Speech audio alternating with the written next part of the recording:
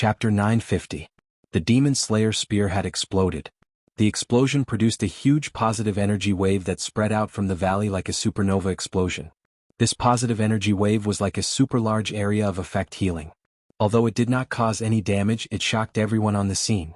Modesty, who was in mid-air, was stunned for a moment before she realized what had happened. She laughed shrilly in the air.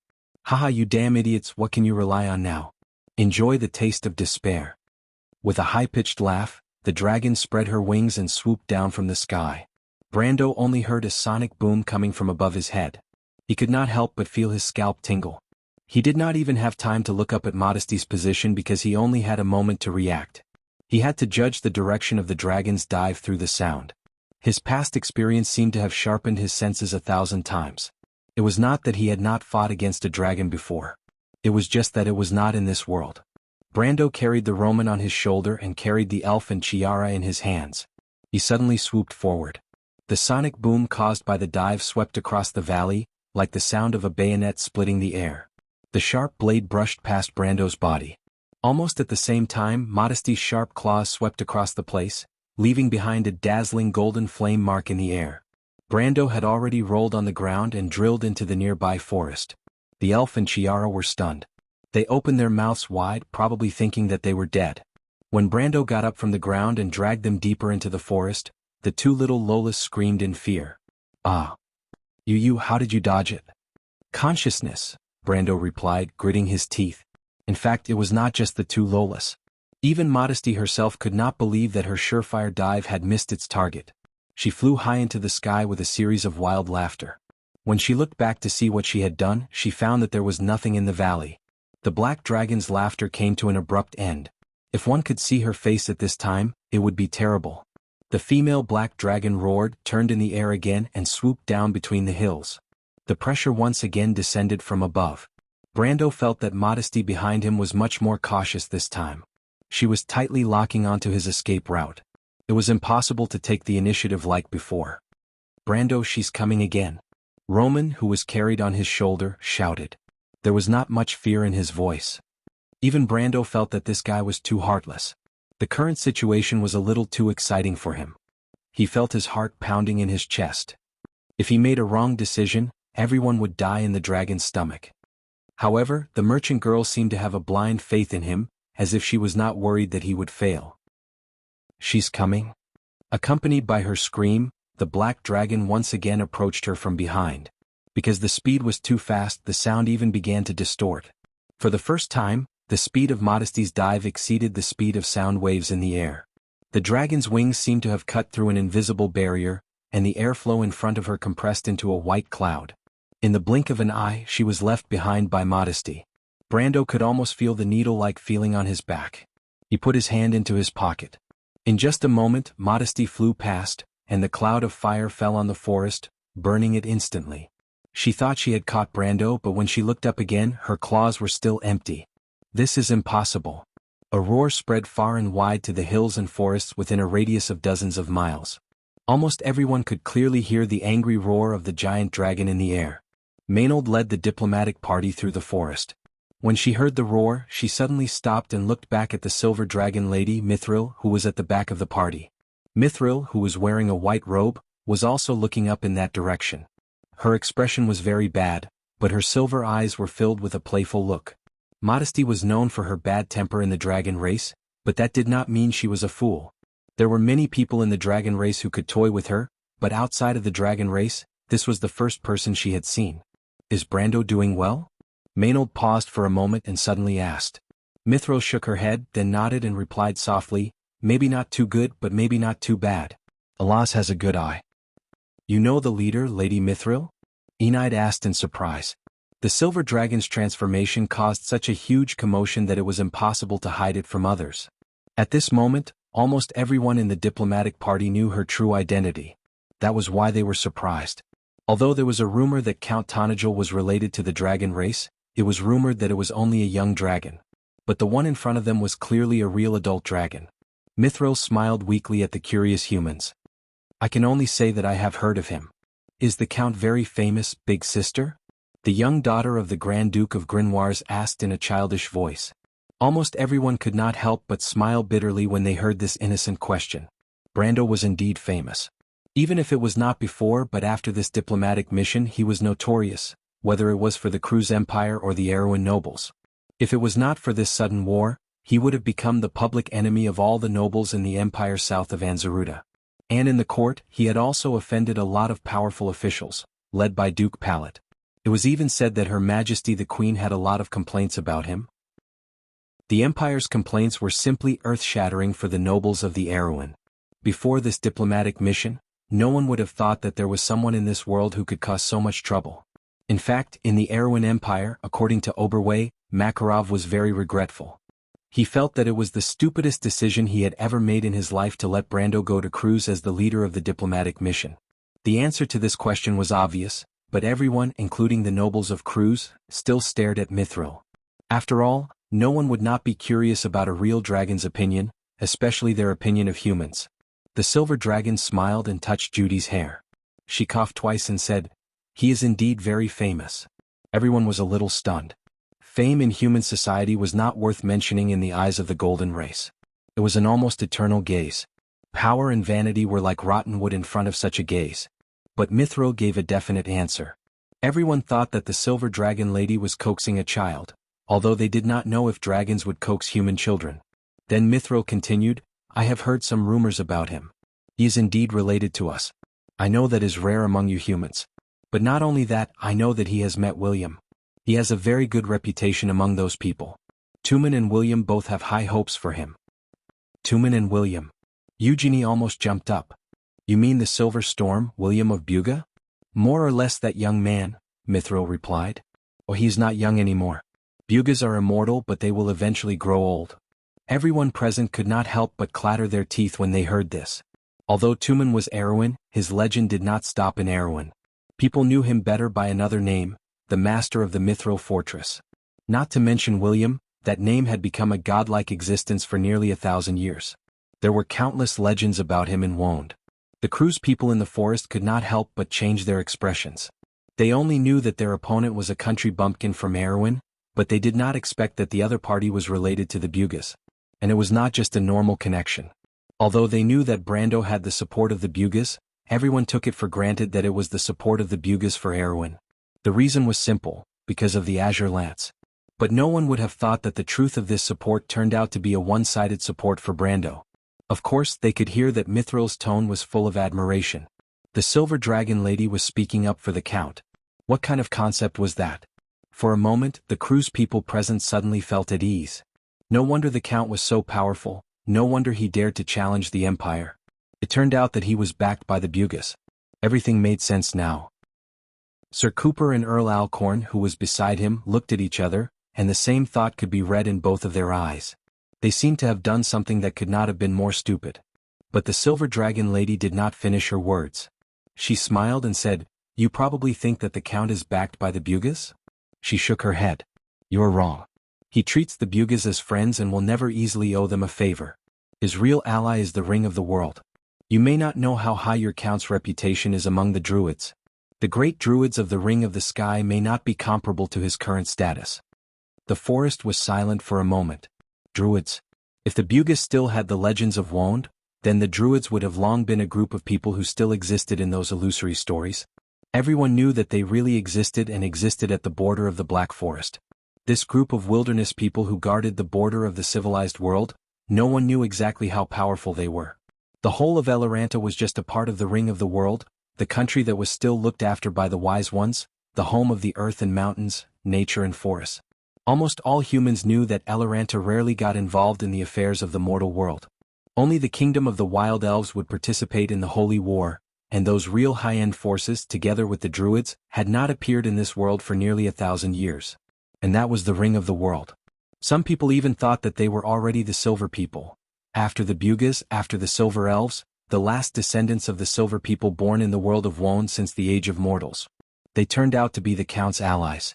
As for Brando's identity, in fact, since he became famous, whether it was the Empire or Erewhon, countless people had speculated.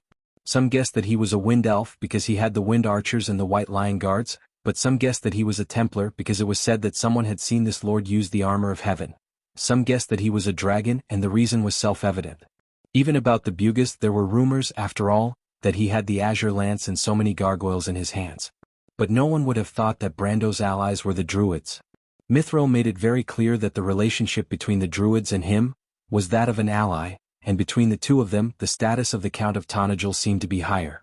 Everyone seemed to feel a little confused for a moment. Evram, who was covered in flesh, even slapped his face hard to confirm that he was not dreaming. Among everyone, only Brando's original subordinates were not surprised. Yuta even frowned because she felt that this silver dragon was clearly exposing her master's background. There were several times when she wanted to go up and stop her, if it was not for Medisha who held her back. The silver elf princess slowly shook her head at the former. She stared in that direction, feeling very curious, but after all, her thoughts were different from Yuta's. She felt a little strange that the silver dragon lady was actually helping the count to brag. She did not understand why the other party would do so, but at least she knew that her count, whether it was in Bugis or the Ring of the World, was definitely not as respected as Mithril made it out to be. Moreover, the sly light that flashed in the silver dragon lady's eyes from time to time did not escape her eyes. And from the other party's narration she could clearly feel that the nobles of Cruz and the other people in the envoy group had a subtle change in their attitude towards their count. They were originally just a temporary gathering, but now their reliance on their count had further changed, and they had a lot of confidence in their count. Medisha was even sure that these people's trust towards Brando was only temporary, but now it had obviously stabilized. She could predict that even after the end of this war, most of them would remember Brando's kindness to them. Humans were such a strange kind of creatures, and their instinct was to seek profit. But the question was, why would a giant dragon speak up for its lord for no reason? Medisha looked at Mithril with a strange expression. She knew very well how prideful this race was. In their eyes, humans were absolutely beneath them. She frowned and suddenly turned her head to the side and asked the Shire, "Did the Count tell us to support him?" The Shire shook his head slightly. At this moment, Brando really did not need support. In fact, he had led Modesty for at least a dozen miles. One of them was running in the forest, while the other was chasing in the air. During this time, the black dragon roared and swooped down countless times, but the problem was that she missed every time. She was about to go crazy because she still couldn't figure out what kind of trick the other party used to avoid her attack. Now, she was sure that the other party definitely didn't rely on some *T skill. He must have some strange magic equipment on him that could avoid her attack. In fact, Modesty had already guessed most of it. Every time she swooped down to Brando's side, she would feel a slight distortion in time, and then the other party would inexplicably run a step faster, causing her to miss. No matter how she calculated in advance or what kind of magic she used, in the end, it was useless in the end. And the only result was, she found that the abominable human below seemed to be beginning to weaken. But it's not like I'm really weak. Instead, he lost a level. Of course, he was relying on the elapsing needle to avoid Modesty's pursuit. As long as the black dragon swooped close to him, he would activate the elapsing needle for a moment to speed up a step or turn in a direction. With 10 times the time acceleration, no matter how terrifying the black dragon lady was, she could not catch him. But the only problem was the loss of experience. He had used the elapsing needle as sparingly as possible, but as time passed, he could not avoid losing a level. This was the first level. After that, it would get faster and faster. He could predict that if he continued running at this speed, he would lose a level and a half in the next 10 miles. And by the evening, not to mention his stamina, the level of the Frost Soil Guard would be the first thing he would lose. However, Brando was not in a hurry. He was not familiar with the Empire and had never been to Anslova, but he had heard of some places nearby. There were 2 smaller dungeons in the game in the Silver Gushing Valley. These 2 dungeons were not useful for his escape, but he knew that there was an entrance to Georgandy Ridge between the 2 dungeons. That entrance was more special, and he believed that he should be able to escape the pursuit of this damned black dragon there. If he was not wrong, that place should be half an hour away from here, which meant that he would lose another 2 or 3 levels. At the thought of this, Brando felt very unhappy. But at this time, Kiara, who was in his hand, was even more unhappy. The whistling cold wind was about to freeze her face, but she could not throw a tantrum. After all, there was a dragon chasing after them. If she wanted to stay and be the dragon's dinner, the abominable fellow who was holding her would not mind. In order to prevent herself from being frozen, the little lady had to find a topic to talk about. Why did the Demon Slayer spear explode? She asked with a trembling voice. Chapter 951. When Chiara raised this question, Brando had already figured out what the problem was. In the Amber Sword, any high-level magic equipment, except for divine artifacts and demigod artifacts, required a certain level of willpower to be used. However, there was one exception, and that was a magic item that stored mana. Previously, Wisp could use it without any hindrance. Using the Demon Slayer Spear itself showed that the Demon Slayer Spear was also a special type of magic item. There was a characteristic of magic storage items, and that was that after using it beyond its limit, there would be all kinds of unexpected dangers due to overloading. Just like his Ring of the Wind Empress and Freya's Ring of Flame, the same principle applied. However, people who had a little understanding of the characteristics of magic items generally would not joke about such things. The disintegration and explosion of magic items were considered light, but if there was a backlash or turbulence of the laws, it would be too late to cry. However, Wisp obviously did not know about this, and he had forgotten to remind her before, so he was too embarrassed to mention it to her for a while. Brando laughed perfunctorily to answer Chiara's question. The latter thought that he was unhappy and did not ask any more, so she pursed her lips and did not ask any more. The forest was rapidly receding from Brando's side, and the surrounding scenery gradually became blurred, as if it was a continuous dark green with brown and yellow. In fact, just as Chiara said, Brando was beginning to feel that he could not divert his attention to do anything else. Modesty was tired of the process of swooping down again and again, and she seemed to have thrown away the pride of a dragon. She simply spat fire left and right in midair. In this way, Brando's situation became precarious. The flame of the dragon could be said to be the most famous thing in countless legends, but it was different from the common imagination of mortals. The flame of the dragon often did not need to hit the opponent directly to cause damage. The temperature of this flame was unimaginably high. Often, a spark could ignite a forest. When a dragon flew over the forest, it did not even need to spit fire deliberately to ignite the whole forest. The same was true for the fire that they spat out directly. For a strong swordsman who had stepped into the realm of gold, as long as they entered the range of 50 meters, they would also end up in ashes. For Brando it was slightly better. As long as he did not enter the range of 30 meters, he would be fine. However, he could withstand it, but the three ladies in his hands could not. For this reason, he had to extend the time limit of the elapsed pointer, and the speed of the experience points loss was further accelerated. The second level of the Frost Earth Guard disappeared again. Brendel wanted to cry, but no tears came out. This meant that the EXP that Mithril gave him yesterday was almost gone. Fortunately, the vision in front of him suddenly there was a steep cliff, and a steep cliff was a valley. The place was the place he was surrounded by mountains? And mountains. He was the place. He was the entrance to the Underlands. At this time, the crackling sound of flames behind them was getting closer and closer. It meant that the black dragon Modesty was approaching. The latter seemed to have learned her lesson. She probably realized that she could not catch up with Brando, who had a demigod artifact. She simply followed behind while spitting fire, waiting for the little guy to exhaust himself. Then she would slowly torture him. Brando did not dare to delay. He came to the edge of the cliff and jumped directly. Silver lines of law flashed, and the next moment, they appeared directly in the valley. Teleportation. Modesty, who was following closely behind, could not help but curse when she saw this scene. The dragon race's heritage was profound. In fact, she had already recognized that the demigod artifact in Brando's hand was the elapsed pointer. But she did not expect that after chasing for almost half an hour, this little guy had a new trick, the law of space. The female black dragon felt that it was difficult to handle this time. Brando's tricks were endless. The trick had alerted her. But being alarmed was just being alarmed. She could not change what had happened. She could only flap her wings. The golden lines of law stretched out from under her wings and crossed half the sky in an instant. Like a giant arc-shaped net, it covered the area with a radius of dozens of miles. At the same time, Brando only felt a slight tightness on his body.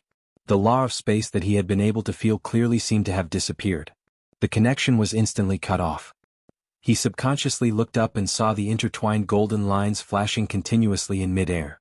This was undoubtedly Modesty's law of space. The existence of the extreme flatlands could pull people into their own law world, and after the sage's domain, they could go one step further and project their own ultimate domain into this world. The relationship between the latter and the former was like the relationship between a clone and a projection, but the latter was much safer. At least, they would not make the fatal mistake of Williams. Brando was no stranger to the projection of the extreme flatlands. He had seen many of them in the previous world. But what he did not expect was that Modesty's law of space not only suppressed his weak law, but also suppressed the elapse pointer on his body. The consumption of the elapse pointer suddenly became violent, and the originally stable consumption suddenly doubled. This time Brando could not stand it anymore. The Frost Earth Guard's level dropped again in the blink of an eye. The law of space could affect the divine artifact? Brando was also puzzled by this strange situation. Although the law of space could suppress most magical equipment, for example in the extreme flatlands, the attributes of equipment below the fantasy tier would generally be less than 60%. But above the legendary tier, the divine artifact, and even the divine artifact, were the inherent laws of these two top-tier magical items. It was absolutely not affected by any law of space, and it was also very difficult to destroy. Just like Orf's Ring of Creation, it could only be destroyed with Mjolnir when all 7 sides of the ring appeared when the black moon moved in the sky. It was the same for the elapse pointer. As a divine artifact of time, the only way to destroy or affect it was to lose it to the dark abyss. In the stream of history beside Goddess Helene in the dark abyss. The problem was that the dark abyss was an illusory existence, so it was not wrong to say that the divine artifact of time was unparalleled and flawless. But now it was affected? Even Modesty herself did not expect this to happen. Otherwise, she would not have to reason with Brando. She would have used it long ago. Brando would probably lose 7 or 8 levels after running for less than 10 minutes, let alone 30 minutes. When she was surprised to find Brando and the others in the valley, she could not help but scream in surprise, "Ha! So you're a elapse pointer. The elapse pointer is not complete." Modesty's voice rumbled in the air, causing the ladies below to feel dizzy. When Brendel heard what she said, he finally understood what the problem was. His elapse pointer was only half complete, and he still lacked the backtrack disc. Therefore, although the elapse pointer in his hand had the effect of a divine artifact, its defensive power against the law of space was only at the level of an ancient item. For a moment, Brando could not help but curse. Fortunately, they were already at their destination. Otherwise, he would not be able to escape from Modesty's clutches even if he ran all the way to the asterisk. After Modesty was certain that Brendel could not escape from her grasp, she could not help but become more relaxed in mid-air, as if she was no longer angry, nor was she roaring angrily. For a moment she even seemed to be at ease. She hovered in mid-air like a feline teasing its prey, looking at the few little mice below with a teasing gaze as if she was trying to say, "What are you doing? Why don't you run again?" Of course, this was also because she could not catch up with them for the time being. Whether it was Brando or the female black dragon, both of them seemed to be relieved at the same time. The former was victory in sight, while the latter was revenge. The hills were far away from the main human settlements and roads of the empire.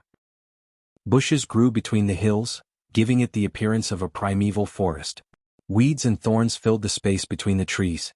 Brendel forced a path through the thorny branches, and insects fell from the trees like rain. Amidst the screams of the 3 ladies, he finally rushed out of the forest like an arrow. Looking up, there was an obvious subsidence on the ground in front of him. There was a fault under the rock layer. Brando initially estimated that it should be a landform. The passage was there. Brando could not help but let out a long sigh of relief. "Caterpillar. There are spiders in your hair." "Ah, here too. Behind me, behind me." The Wisp and Kiera screamed as they grabbed each other's shoulders and collars. Brendel looked at this pair of clowns and could not help but sigh. He casually picked up a green worm from the Wisp's back. To be honest, it was a little disgusting. He frowned and threw the worm behind him. The forest, there was already a fire. In the sea of fire, this little bug had only exploded into a ball of bright sparks in the sea of fire before turning into ashes. He looked up again, and Modesty had landed on a hill not far away. She flapped her wings and looked down at the little guys who had stopped in the valley. She asked arrogantly in a mocking tone, "Not running anymore?" Bosses always die because they talk too much. Brando thought. It was a little strange. At this time the other party should have seen the entrance. He really did not understand why she was still calm. He looked back and suddenly realized that the female dragon had landed in the wrong place. There was a short hill in front of the mountain that she was on, which blocked her line of sight. Brando could not help but be secretly happy. At least, in a sense, it meant that Martha was still on their side. This was a good sign. Although he thought that even if the other party saw the crack, she might not be able to stop them in time. He still had the elapsed needle and the charge skill. However, Kiera and the elf who he was holding did not think so. The former looked at Modesty's shadow and could not help but gulp, while the latter's teeth were almost chattering. Brando took a few steps back in that direction, and then said to Modesty, "Lady Modesty, I heard that you used to have another name? What does it have to do with you? Don't try to stall for time, little guy. In my kingdom, your power of law is useless," Modesty said arrogantly. Modesty replied arrogantly. The projection of the extreme planes was a realm of laws that belonged exclusively to one person. In this realm she was both the king and the master. It was not an exaggeration to say that she controlled life and death. Therefore Modesty's there was nothing wrong with what he said. "I'm just curious," Brando replied as he stepped back in that direction. "What's your original name, Maxine?" If Modesty was a little vigilant a moment ago, she was really curious now. "You actually know my name. Did Mithril tell you?" That wasn't the case, but the game did mention their real names. But Brendel only knew that they came up with another name after the dragons were expelled. After all, names were sacred symbols in the eyes of the witches, Myrnas and dragons. This theory was also rumored among the devils, and the devils' real names were a typical example. So when they became sinners, the devils' real names were a typical example. Because of this, their original names were not allowed to be used. As for what the three dragons had done, Brando actually did not know. Modesty was right. He was just trying to stall for time. He deliberately pretended as if he knew a lot and continued, "The Black Witch Glinda, the Pillar Goddess Modesty, and the Unseen Prophet Malthus. The fake names of the three of you obviously have other meanings. I'm curious, why did the Dragon Queen Gwendolen, Aubustian, and you leave the Valley of the Giant Dragons at that time?" Modesty sneered. "You really know a lot. Mithril definitely won't tell you these things. I'm curious, where did you learn them from? Unfortunately, you won't get any answers from me. And you're getting further and further away from me. Are you trying to sneak away from me? Where are you going? Into the rat hole behind you?" The female black dragon sneered. "You've chosen a good place. Unfortunately, not everything in this world is as you wish." Brando was horrified. He said so much just to divert the attention of the damned female lizard. Although he was indeed very curious about the origin and past of the three dragons, he was just asking casually. He did not expect Modesty to give him an answer. But what he didn't expect was that this female black dragon had not only seen through his superficial intentions, but had also seen through his deeper intentions. She had already seen the passage behind him that led to the underground. Then why did this damned female lizard stay here and chat with him for so long? Even if he used his knees to think, he knew that she was not really going to have a peaceful tea party with him. The other party must have a reason to be fearless. Modesty did not intend to hide her reasons. "I can only say that you're unlucky," she sneered. "Today Lady Martha is on my side."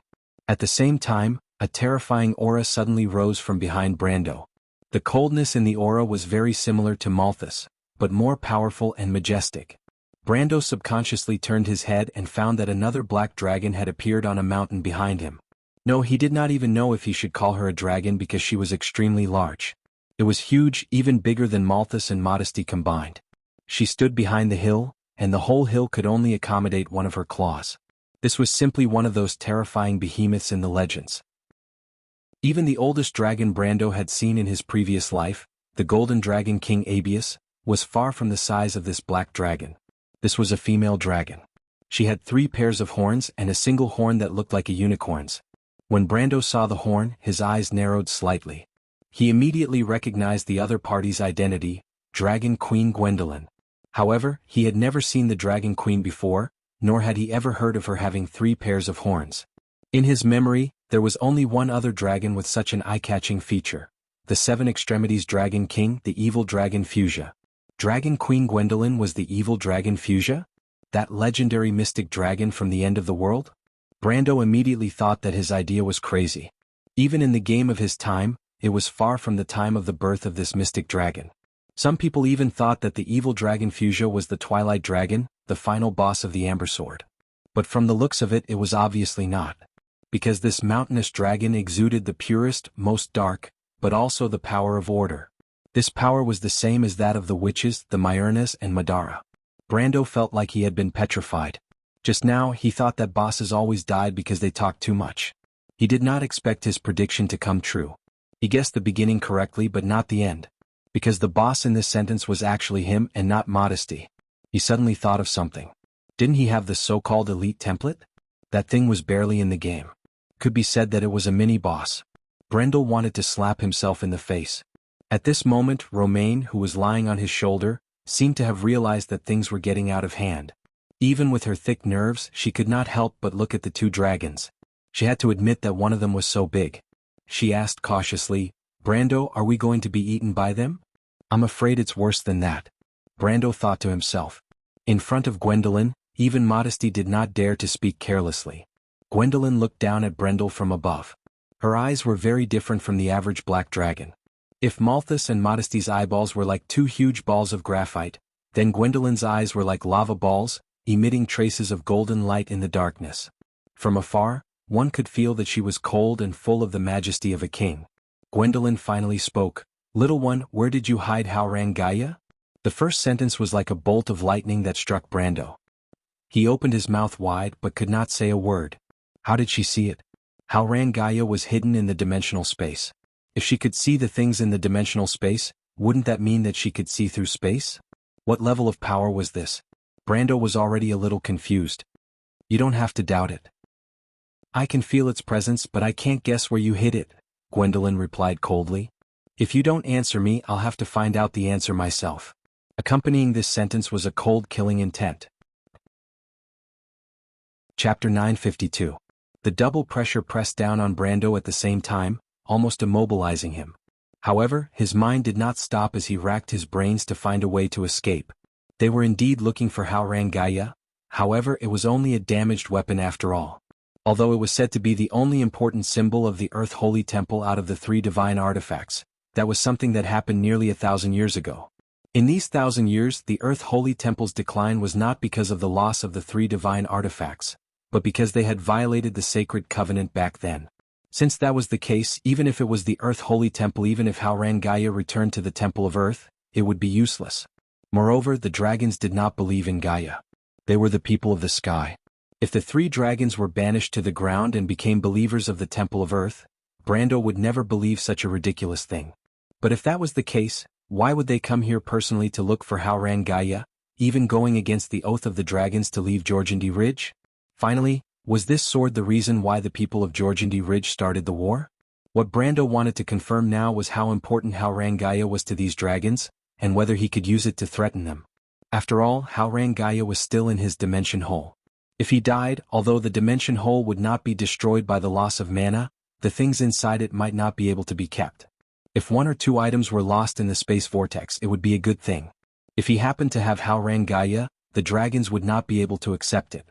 The key question was whether they dared to take the risk. If Haurangaya was not that important to them, they might not care about such a risk.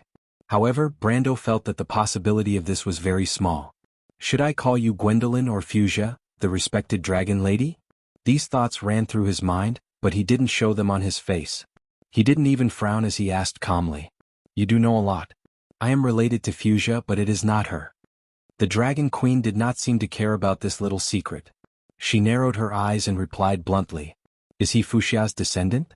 Brando paused for a moment, thinking that this explanation was more plausible. After all, the evil dragon Fuchsia had been sealed 1,000 years ago, and it was impossible for her to sneak out without the dragons noticing. Not to mention the Buga people were involved in the sealing as well. These craftsmen sorcerers who claimed that they did not interfere with the affairs of the mortal world had set up all sorts of monitoring points all over the world to observe the mortal world. The lower realm. He didn't know why Fuchsia was sealed, so he couldn't be sure of Gwendolyn's attitude. But this had nothing to do with him, so he pondered for a moment before continuing. "The thing you are looking for, according to the mortals and dwarves, is called Haurangaya or Haurangaya. It is indeed with me. However, Haurangaya had been permanently damaged 1,000 years ago. Although it was known as the symbol of the Earth Holy Temple, it didn't seem to be the original meaning of its existence. It was just a far-fetched meaning added to it by the later generations. In this world, it's the same as many famous swords that are known as sacred swords. I don't think it's worthy of the Dragon Queen's personal visit." "Kid, you talk a lot of nonsense." Modesty interrupted him impatiently. "You're still stalling for time. Do you think you still have a chance to turn the tables?" "No, it's just a mortal's curiosity." Brando was shocked and quickly explained. "Idle curiosity," Modesty replied. Brando looked at Gwendolyn. He didn't care about the answer to the question, but the latter's attitude. It didn't matter if she answered him or not, as long as she made a statement, it was enough. Gwendolyn, as usual, didn't care about his little thoughts, as if she had unlimited time and didn't mind Brando stalling for a little longer. She replied coldly, "How can divine artifacts be destroyed so easily? They are the symbols of Tiamat. Every divine artifact corresponds to the most basic laws of this world. The change of order, and in these changes the fate of mortals will be changed. Although Haoran Gaia is damaged, the laws it represents still exist. It has reappeared in the world through your hands, which means it has a mission that must be completed."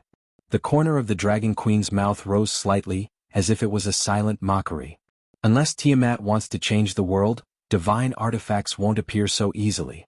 They are the key to changing the future, and you think it's a broken piece of scrap metal. Brando's heart skipped a beat. It wasn't that he hadn't heard of this before. Among the players in the other world, this saying was also very popular.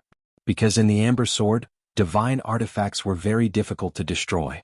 To destroy a divine artifact, one often had to meet all kinds of conditions, and the condition to destroy Haoran Gaia was to throw it into the Lake of Beginnings deep in the earth. But it was no ordinary lake but the core of the earth. A sea of magma, about which only people had ever heard of and no one had ever seen it. So, Haoran Gaia was always damaged and never destroyed. Then there was a problem. Could the damaged Haoran Gaia bring about the so-called divine artifact mission like other divine artifacts? According to the game, the divine artifact mission was a kind of mission that rewarded in advance. The divine artifact was the final reward of the mission, but you could get it first. Because of the uniqueness of the divine artifact, the subdivine artifact did not have this characteristic. The subsequent missions were often astonishingly difficult and wide-ranging, and often even permanently changed the history of a region or even a country. Just like the 24 Rings of the Wind Empress or the Fragments of the Flaming Blade, it was a mission that could definitely cause an earthquake in the power core of Saint Tossol or the Cruz Empire. But the problem was that Haoran Gaia was a broken divine artifact. Its power was in fact only at the upper level of a fantasy weapon, and was not even comparable to most of the legendary equipment such as the powerful Demon Slayer spear. Therefore, if the Haoran Gaia also brought the same difficult mission challenge to the wielder, the design, while realistic, was a little too unreasonable. Brando had not thought about the problems of this world from the perspective of the game recently, but when Gwendolyn said this out of survival instinct, he immediately thought of this possibility. Could it be that all this was the chain of the Haoran Gaia's mission? No, impossible. He shook his head. The implications were too broad. Georgindy Ridge invaded Cruz. Because this level of historical change could only be the advancement of history brought about by the chapter change in the game. Just like from the legend of the stag in the Empire to the era of war and chaos, and then the war slate was unearthed for the first time, triggering the return of the Silver Folk to the mortal world, and thus the Second Era. Everything that was happening now was very likely to be such a sign. Brando felt that the most likely to cause all of this should be the Azure Lance and not the Haoran Gaia. He pondered for a while and finally made a decision. He slowly raised his hand, and a black line appeared in the palm of his hand. At that moment, Gwendolyn and Modesty both saw the thing clearly. Dimension Hole. Gwendolyn obviously did not expect Brando to have such a thing. This was not the Amber Sword game. In the game, dimension holes and dimensional bags were commonplace. The equipment was more common among the players because the former was sold in the game store. The game company could not really let the players drive a fleet of cars and wander around with big and small bags on their backs. But in fact, in the background of the story, dimension holes were a relatively rare thing. Just think of its original owner, a high-ranking priest of the Holy Cathedral of Fire, who was also a core member of All for One, and it went without saying that he only had one. Dimension holes were not rare for the dragon race, but the Dragon Queen did not expect that a mere count of a border kingdom would have such a thing. No wonder, Modesty screamed. Yesterday Malthus and I clearly felt the aura of the Haoran Gaia, but it disappeared in an instant. It must be you. Gwendolyn interrupted her and looked at Brando with some surprise. You felt Modesty and Malthus's tracking of the Haoran Gaia? How far were they from you? Modesty also reacted. No, he was not too close to us, or Malthus and I would not have lost him. Even if he put the Haoran Gaia into the dimension hole, we could still find him based on the aura of the Haoran Gaia before it disappeared. He must have been quite a distance away when he found us. Interesting. The female black dragon stared at Brando with burning eyes. Little worm, it seems that you have many secrets. Gwendolyn frowned and only asked one question. You are the descendant of that human? Brando was slightly stunned, and instinctively realized who she was asking. He raised his head and looked at the legendary Dragon Queen in disbelief. What? Modesty was shocked. He is related to that guy? I don't understand what you are talking about, my lady, Brando said in a low voice. At this time he knew that he could not escape, so he put down Kiara and the elf. The latter two were shivering either from fear or from the cold. The merchant lady who jumped down from his shoulders seemed to be particularly energetic. She looked at Gu with a mixture of fear, caution, and curiosity. Gwendolyn, and then looked at Modesty behind her. Then she quickly realized that the two dragons' gazes, which had been on Brendel all this time, had actually shifted to her. At this moment, even the heartless Romain could not help but hide behind Brando. Both Modesty and Gwendolyn looked at the Roman, and the latter spoke again. You know who I am asking about. Human, your grandfather. You humans call him the sacred swordsman Darius, but we call him the dragon of Harrag. You should understand what I mean. Although Brando had expected this, his heart could not help but beat violently. The dragon of Harrag. He vaguely remembered that he had heard this name before. You know my grandfather? Although he asked this verbally, he had vaguely connected the scattered clues into a complete line in his heart. Whether it was the princess or Lady Veronica, they had mentioned that the dragons were behind the changes in the Holy War, and the two dragons in front of him, along with Malthus, were obviously the truth. The reason why they were exiled was self-evident. Although he still did not know when they were exiled, he could make a guess. The time when the dragons were exiled was obviously not long, and their names were not mentioned in the history of the war under Georgian D. Rich. If they were exiled within 100 years, then the most likely time was between 60 to 40 years ago. That was the time when the Holy War happened. The three of them were the ones who experienced the incident, and might even be the key figures in it. What did they do to be exiled? But this time, Gwendolyn was silent and only answered briefly. We are not familiar with each other, but we do know each other. What happened back then? Brando asked tentatively. There are some things you better not know. Gwendolyn's tone was a little gentler. We owe your grandfather a favor, and for this favor, if you hand over Haurangaya today, we can let you go. As long as you take your people and leave Cruz immediately, everything that happened here will have nothing to do with you from now on. She looked up and looked at Modesty opposite her. Modesty? The female black dragon replied unwillingly, All right, I'll listen to you. Even the dragon race owes him a favor. Brendel did not expect his grandfather to be so awesome. But on the one hand he was a little unhappy. The dragons also owed the Silver Queen a favor, and then they helped the latter to ascend the throne. This was not a small matter because it not only involved the replacement of the throne of a huge empire like Cruz, but also involved the balance of the mortal world. The Bugas would never stand by and watch the balance between the mortal forces. The Silver Folk and the Golden Folk had agreed in the Sacred Covenant that they would no longer be involved in mortal affairs.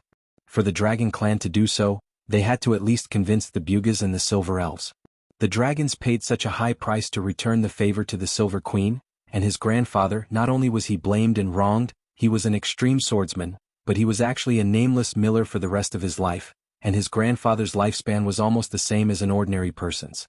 You can imagine the price he paid back then, and the difference in treatment was a little too big.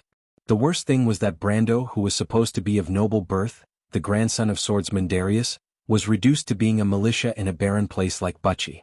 This has got to be a joke. Of course, Brando's heart was just a little scornful. After all, if history had developed this way, he might not have been able to come to this world. What he was really unhappy about was the attitude of Gwendolyn and Modesty at this moment. He shook his head gently. Lady Gwendolyn, I don't expect you to return any favors. Although I really don't want to get involved in the muddy waters of the Cruz Empire, before you ask me to leave here, you'd better listen to my request. Modesty was slightly startled. She did not expect this little bug-like guy to dare to make conditions to them. She asked with some amusement, What are your conditions? Let's hear them. My request is very simple. I came to the Empire to bring back a person, Brando replied.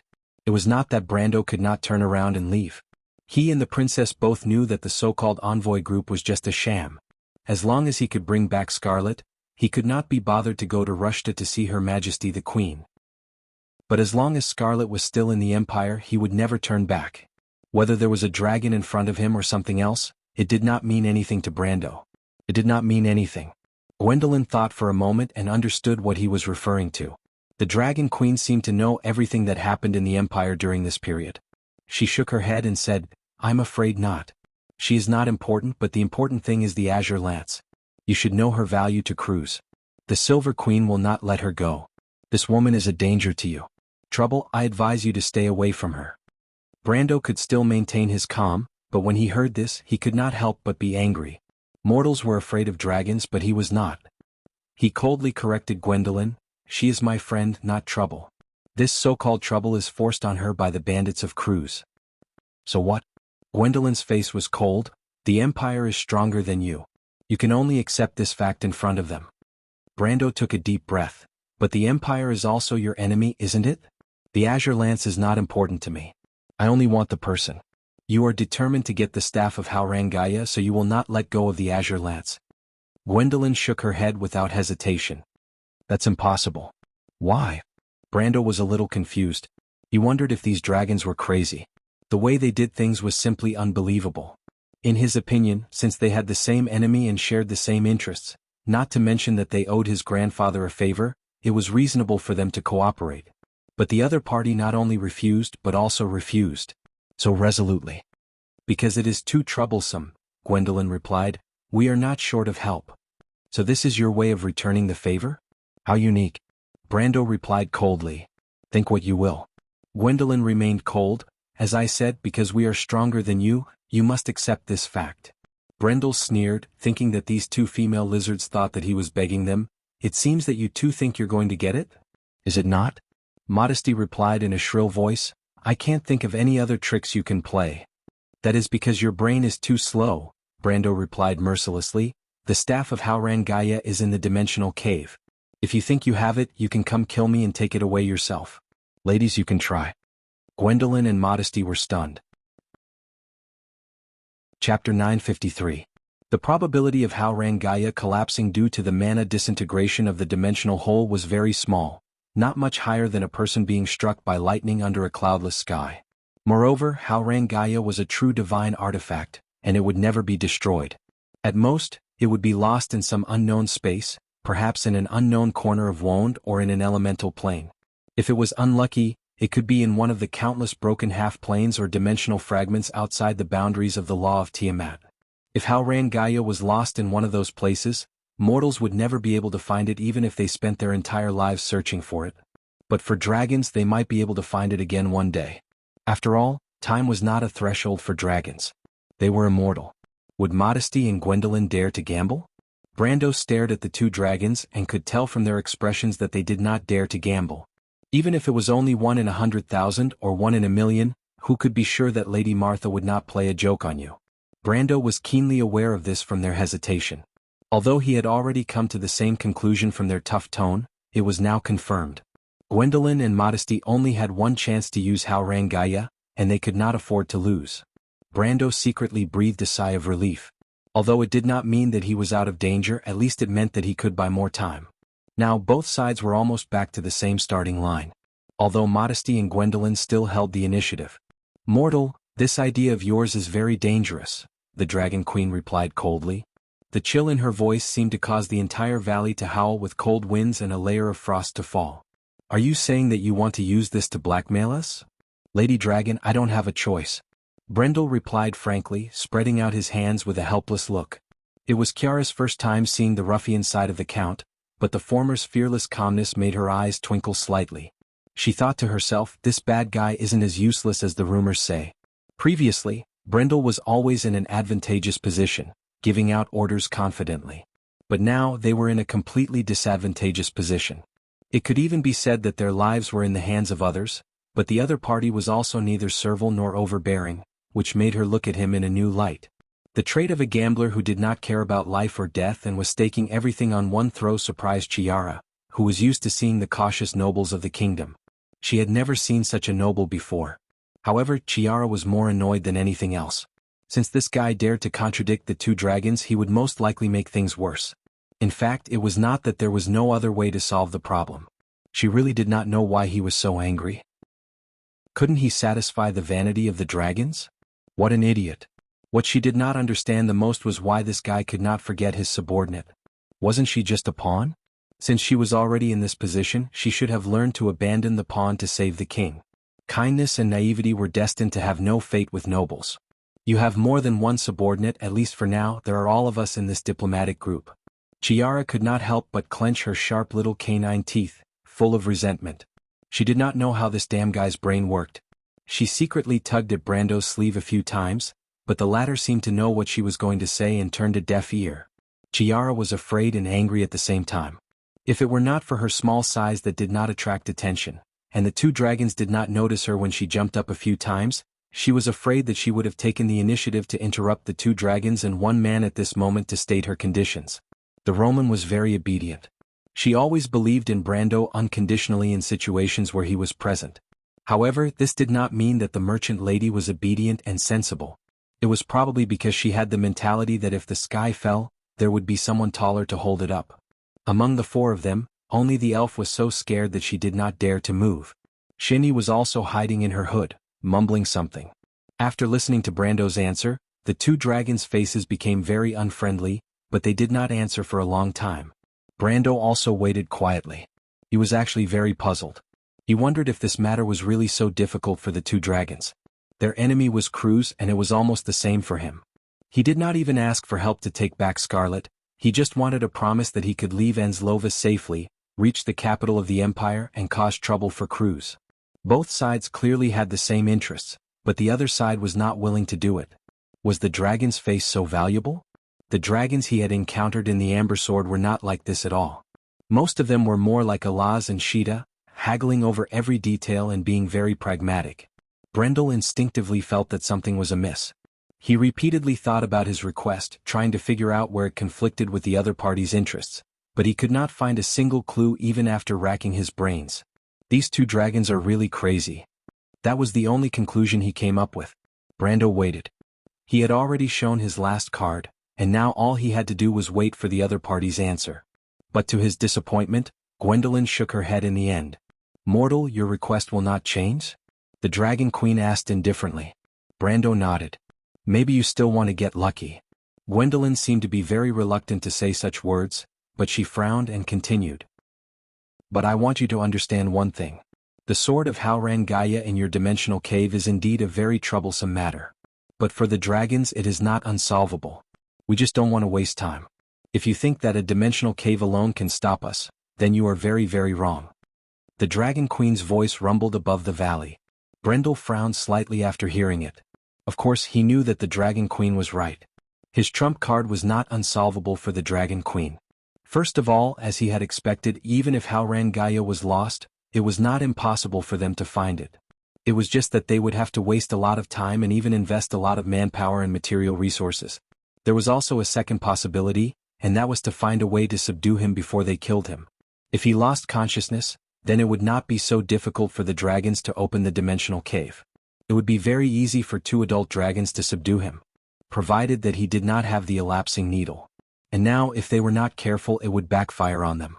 Brando's heart was clear, and naturally understood the real reason why Modesty and Gwendolyn were concerned. After Gwendolyn finished her advice she paused for a moment and continued, "I don't understand why you are so stubborn. She is just a human woman. She has no birth or background and the only thing she can rely on is the Azure Lance. But if you don't care about the Azure Lance, why do you have to make things difficult for yourself on this matter? Don't you get it? She is now at the center of a whirlpool and is a potential threat to you. What you should do now is to distance yourself from her as much as possible, and not barge in like a moth to a flame." The Dragon Queen's words became cold in the end. "Don't be stupid. You are a smart person and you can't see the pros and cons of this. Little one, I am warning you because of your grandfather." In a way, Gwendolyn's words made sense. There were many things in this world that could not be done as one wished. Wanting to do it and finally doing it were two very different things. It was normal in most situations to have ideals in one's heart, but to be unable to move forward in the end. Humans were a race that sought advantages and avoided disadvantages, and this was an animal's instinct for self-protection. In front of Brando were two dragons and a huge and powerful empire, and behind him, the people of Erewhon were not even united. The kingdom wanted to protect every one of its people. But even he knew that if this sentence was put in the kingdom, any noble would praise it as a great line, but in reality, everyone thought that it was a subconscious slogan. It sounded beautiful but it might not be done. After all, they were Cruz's people. Not to mention, there was still Gwendolyn and Modesty in front of him. In the eyes of anyone, Brando's choice to back down now would not have any moral issues. In fact, he had done well enough, and how many lords would dare to openly cause trouble in the empire for a subordinate?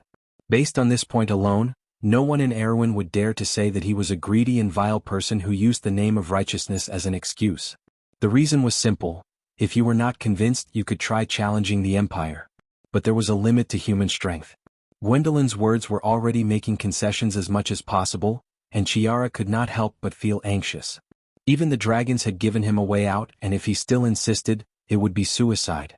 Abandoning the pawn to save the king, wasn't that simple?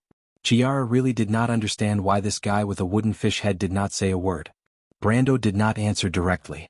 Although he did not understand why Gwendolyn and Modesty were causing trouble for him, the truth was right in front of him. If he wanted to go to Rushta, he must first overcome this obstacle. As for what he should choose in his heart, Brando did not think too much about it because he already had an answer. At this moment he felt like a patient with terminal delusions. Reason and logic seemed to have nothing to do with him. He told himself in his heart, if I give up Scarlet, then what am I left with? He examined his experiences ever since he came to this world. Everything he said and did, although it might not be clear, they all followed the same belief. He did not ask for it to be logical but to have a clear conscience. If he gave up on this belief, then why did he come back to this world? Brando did not think that he could convince himself. If that was the case, then he would just do it. A person could stop, but he could not leave behind regrets. Then, Brando answered, the negotiation has broken down. He said, actually, I am also very sorry. But I still don't understand. Brando shook his head and asked in confusion, what is the offense of my request to the two esteemed ladies? Chiara almost jumped up. She was stunned. She thought that Brando would definitely use this as an excuse to step down. Unless he was a real lunatic, he would not let himself die for such a thing. Although after these days of interaction she already knew that this guy was a relatively decent person, but there were many decent people in Erewhon, and they would never break off their relationship with the two dragons for such a thing. Even if some people did not care about their own lives, the problem was that Brando was a lord. What about the other people under him? Would he not care? Would those people let this lord do as he pleased? This was a joke. Chiara subconsciously looked at the Roman, but the merchant lady raised her small eyebrows as if Brando's choice was completely justified. It would be strange if he did not make such a choice. However, Chiara could not help but feel annoyed. Did these people not realize one thing? They were about to become delicious barbecued meat. What kind of people were that merchant lady and that blockhead lord? At this time Brando took a step back. Chiara was shocked when she saw this.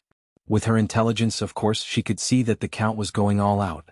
At this time, she did not have time to think about anything else. She was a well-known genius in House Cipher, but she had an even more outstanding brother. That was why she had always been hidden, so her reputation wasn't known to the outside world. Chiara had always been full of confidence in her own mind. Even in this most dangerous moment, she was no exception. She was still angry at Brando for dragging her down, but when Brando moved, she immediately clearly judged the current situation and what she should do. That guy over there, since you have chosen to do this, damn it, you are a brainless idiot. Forget it, it is useless to say this now. I have something to tell you. She was hoping that Brando would give in, but this time she shouted decisively, they will not help you. You must not hope that these two dragons will change their minds, because they are on the side of the Silver Queen. There is only one traitor in the Empire, and that is Her Majesty the Queen. As soon as Brendel heard this, he stopped what he was about to do. He could not help but stare at Chiara in surprise. He wondered what was wrong with this little lady. Was she so scared that she started talking in her sleep? Chiara's shout echoed in the valley.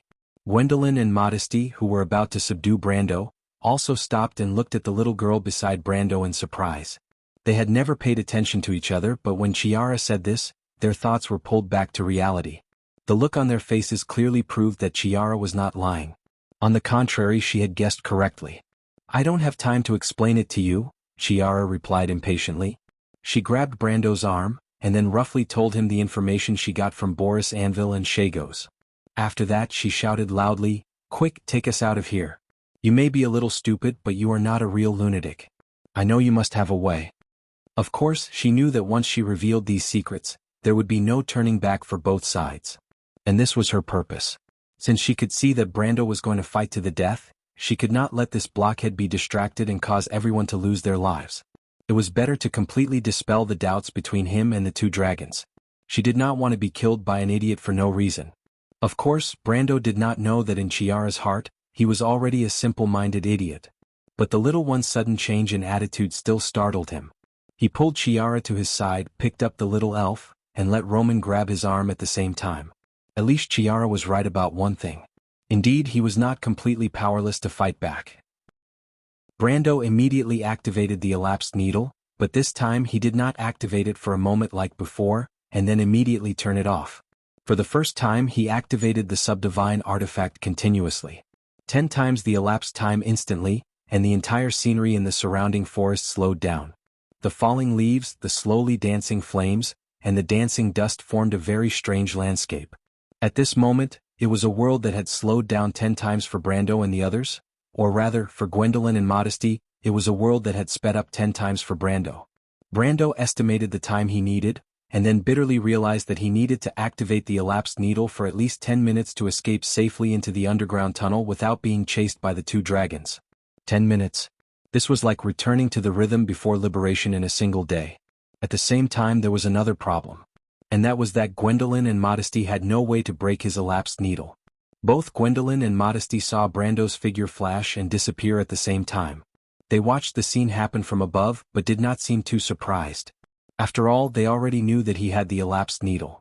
The Dragon Queen glanced at Modesty, and the latter nodded slightly at her. The 2 dragons spread their wings at the same time and flew up from the valley. P.S. As for why there was a 3 yesterday? That was because it was to confuse the mechanism. The power of the mechanism is so strong that I have to keep a low profile as much as possible. So in the future if you see a wrong title or something like that, it must be the mechanism's scheme. Don't be surprised. Chapter 954. The moment Brando moved, he felt a few obscure black lines of law seeping into his surroundings. These lines of law seeped into the temporal precepts woven by the elapsing needle, causing the silver temporal precepts to begin to disintegrate, and instantly slowing down the accelerated passage of time. These lines of law gave people a very strange feeling, and their expression was very strange.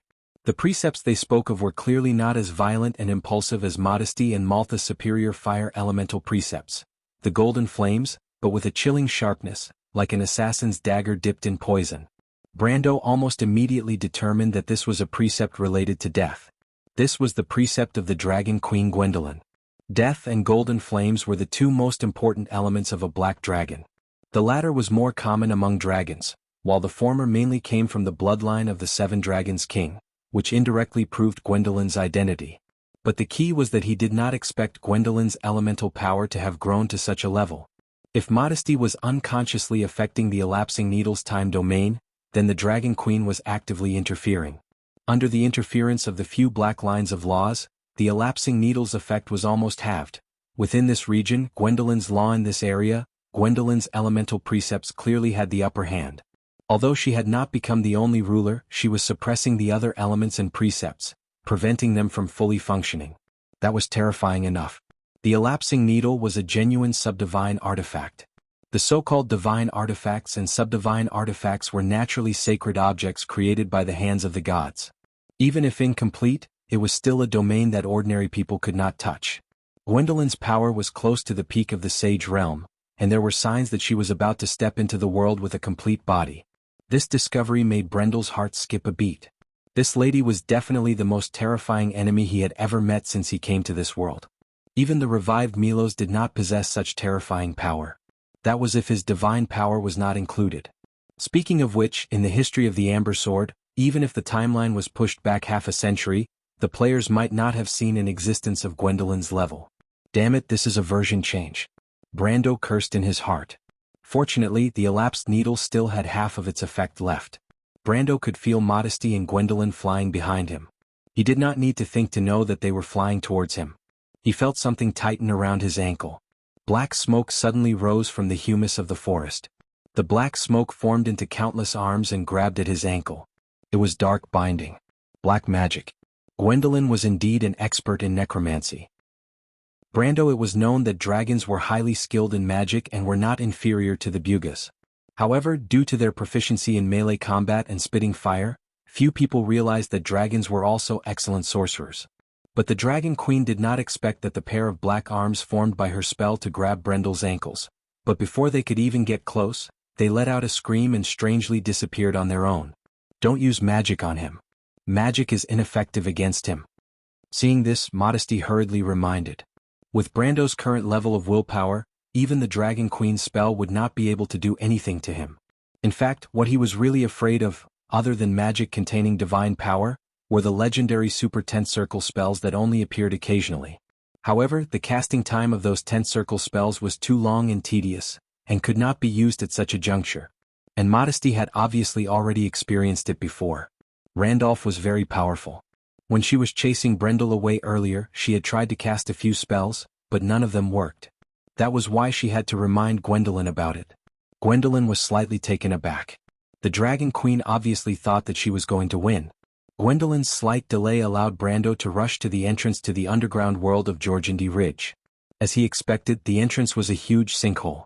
However, unlike the usual topography, the bottom of the sinkhole was a vertical cave that was carved by nature. The cave was almost straight. Going down, it was dark and deep, giving off the feeling that this passage would lead straight to the depths of hell in Wone's legends. The Roman's hand was held by Brando, and she could not help but gulp at the sight. "Are we going down?" she asked reluctantly, which was rare. More or less. As Brando said so, he had already jumped into the huge sinkhole.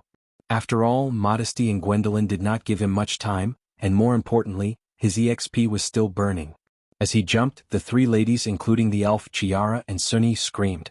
Although logic told them that Brando was definitely not jumping into the sinkhole to commit suicide, the feeling of falling rapidly in the pitch-black darkness was definitely too exhilarating. The few of them could feel the whistling of the wind around them, and the scenery around them became blurry. Gradually, from bright to dark, it became very blurry, but they could still feel that they were falling very fast because the wind was blowing so hard that they couldn't open their eyes. Chiara's voice had almost changed because of the airflow into her mouth. She asked loudly in the wind, "What's down there?" Brando lowered his head and saw that the darkness below had reappeared with specks of light. It felt like looking up at the starry sky, but at this moment the starry sky appeared under his feet. It was a very strange feeling. He knew that those were plants that could shine in the dark, moss, ferns, or some kind of glowing fungus. As long as one went deep into the ground, such plants were not uncommon. In Georgandy Ridge there were even whole forests of glowing plants. However, the glowing plants below were obviously not a forest. It would be too shabby to call them shrubs because they were not in the Georgandy Ridge. Big beehive. Brando only said 3 words to Chiara. His voice turned into a strange whimper along with the sound of the wind. At this time, there was a slight darkness above his head, and 2 dragons had appeared at the entrance of the passage. Brando felt that Modesty and Gwendolyn's lines of precepts had been tightly surrounding him. At least within such a short distance, the 2 dragons would never lose sight of him. But he looked at the elapsed needle again. The elapsed needle had been on for nearly half a minute. In addition to the previous waste, the EXP he had lost in such a short time was almost enough to beat the Frostborn guard back to its original state. Suddenly, something flashed in front of his eyes. Brando looked up and found that they had just fallen through a long and narrow pass. This was the place. The long and narrow crack was still there. Brando knew about it because Markillian's hand had once killed a wyvern here by using the terrain. This guild was a rather famous player organization in Cruz, and they had become famous because of it. In this battle, when most players were still below level 30, through the use of reasonable tactics and terrain, they were able to kill a boss that should not have been killed in that era. The spoils of war from that battle laid their foundation in the early stages of the game. And compared to the unlucky wyvern, Modesty and Gwendolyn were much bigger. There was no way they could pass through that crack. Of course, he wasn't naive enough to think that he could trap 2 dragons to death with a single crack. The Margaline's hand was used to deal with wyverns who didn't have any brains, and it had failed several times before it lured them into a trap. With the dragon's intelligence, it would be a joke if they were really trapped by a single crack. Brando only hoped for one thing. That was, in the big beehive, Modesty and Gwendolyn would never be able to move in their dragon form again. The big beehive was the only passage connecting the underground world of Georgandy Ridge and the surface world. The sky here was not as wide as the surface world, and it was even more spacious than the huge underground cavern in Georgandy Ridge. It was some narrow, maze-like beehive-like caverns, similar to the underground karst terrain in Brando's original world, but different from the karst terrain. Unlike the water-soluble topography, the formation of the big hive came from the endless flow of magic wind in the underground world. These underground hot winds originated from the scorching hell. On the surface, it looked like just some underground trade winds with magical colors, but in fact, It represented the erosion of the sea of magic on the world of Vaunt from the west to the top. It was absolutely impossible for a dragon the size of a small mountain to move freely in the terrain formed by erosion. In the form of a human, the strength of a dragon was greatly suppressed. Although its combat strength was basically unaffected, its mobility and perception of the surrounding environment were significantly reduced. It was just like a human transforming into another animal. Most of the time it would take a long time to adapt. In fact, as long as it wasn't necessary to enter the human world, adult dragons were rarely willing to transform into humans. Only the young dragons who roamed the mortal world would often appear in human form. This was mostly for the purpose of self-protection. Brando looked up and saw the black light flashing on Modesty and Gwendolyn. One of them turned into a human woman wearing a black dress with long black hair that reached her waist. Her eyes were beautiful gold and she looked very much like a Myrna. As for Gwendolyn's human form, it was very strange. She also turned into a human with long black hair. She was a lady with long hair, but her hair was tied up, and her forehead was embedded with a beautiful purple crystal. If it was not for the different color of the crystal, it would be the same as Ekka's Heart of Calamity that was inserted into Ko Hua's forehead. If it was not for Brando's strong perception, he would not have noticed the crystal from such a distance. He immediately realized that this was the true appearance of her dragon horn. Brando also knew that there was another person in history who had such a purple crystal. It was a very famous witch. The Witch Empress Assistant Ilufii. Could these two people be the same person? Or was the Witch Empress Assistant actually a dragon? Brando immediately shook his head. The Dragon Queen Gwendolyn was a typical dragon born in the last era before the Great Sacred War. She was only slightly older than Alaz, and in the era of the Sacred War she should be a young dragon like Alaz. It was impossible for her to become the Witch Empress Assistant. This thought in his mind. Just as the thought flashed through his mind, silver lines of law surrounded him, and the momentum of their descent suddenly slowed down. This was one of the basic abilities of a powerhouse after elemental activation. Flight. The elapsed needle was still spinning slowly, but Brando did not intend to burn the last bit of Frost Soil Guard's EXP and completely destroy this profession. He decisively flew a distance into the beehive and directly turned off the elapsed needle. At this moment, the strange terrain below the beehive that was riddled with holes finally appeared in front of his eyes. At the same time, after the time acceleration had stopped, Gwendolyn, who was behind him. Modesty and Gwendolyn instantly sped up and crossed the pass in the blink of an eye. When their eyes scanned below, they instantly found Brando. Brando looked back at the two dragons and plunged into the beehive. Below was one of the legendary scariest mazes in the whole of Wonde. Every year, countless confident explorers would lose their way inside and be lost forever. There was no lack of well-known powerhouses among them. Not to mention these natives, even players would get lost and die inside. There were countless of them, and it was important to know that players had the map provided by the system.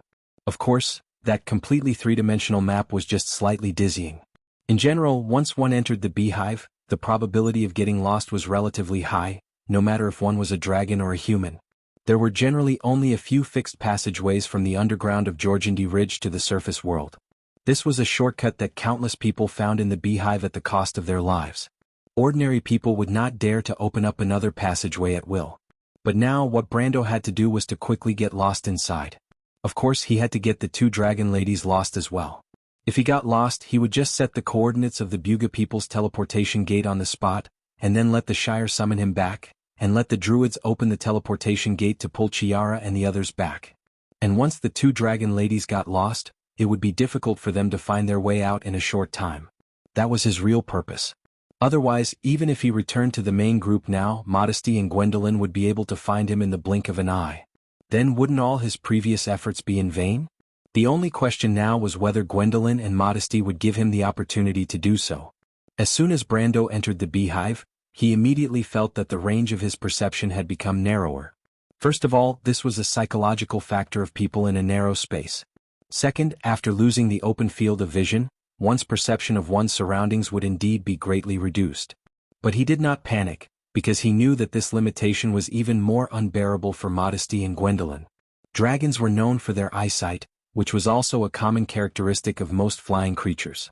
Most of the time they were used to using their eyesight to search for enemies. Although the lines of law could also be used to sense enemies, the range of the lines of law's perception had also become much closer underground after penetrating the rock layer. In a situation where both sides had become blind, The situation was definitely more favorable for the one who was hiding. But there were exceptions. Just like now, although Brando had already led Kiara and the others into those strange underground holes, he could still feel Gwendolyn's aura of law surrounding him like maggots in a tarsal bone. Her aura was even getting closer, which meant that he was not out of her surveillance range at all. If not for the complex underground terrain, he would have been caught by her long ago. That was the big problem. Although Brando knew that the seven-pole Dragon King was very good at foresight, he did not expect her descendant to be so outstanding in this field. It was really a miscalculation. Now it seemed that there was no way to escape.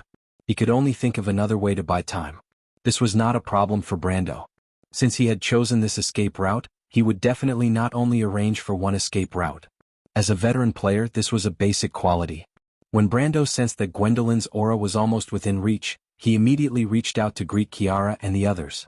There was a fork in the road ahead, so he decisively took out a cloak from the dimensional space and covered everyone under it. The little elf could not help but cry out in surprise when she saw the cloak. A little elf's cloak. But when she saw everyone staring at her in shock and anger, she realized that it was not the time to speak. She quickly replied in a small voice, feeling wronged. I saw wrongly. Kiara glared at her, but the speaker did not mean it.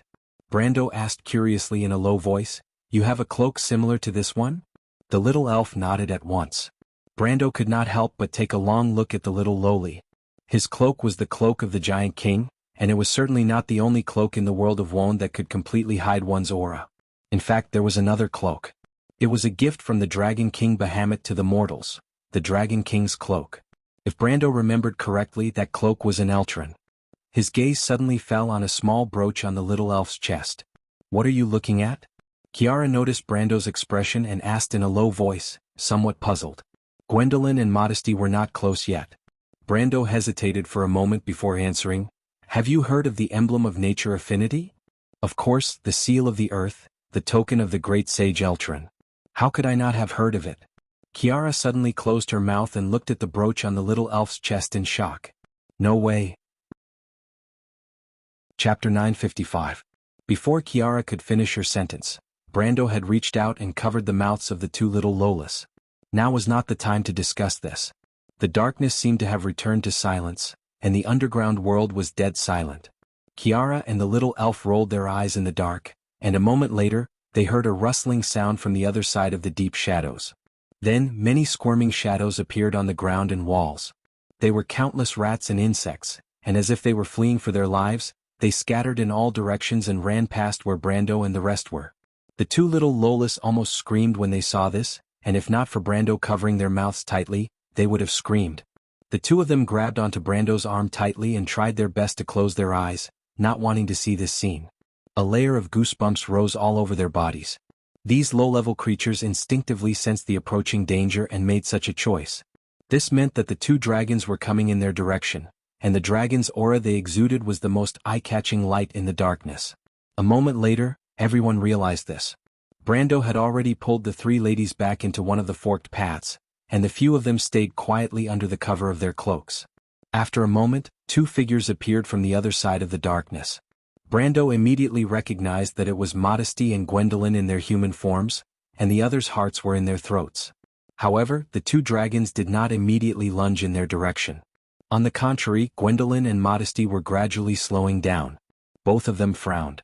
Modesty was the first to notice that Brendel and the others had suddenly disappeared from her perception.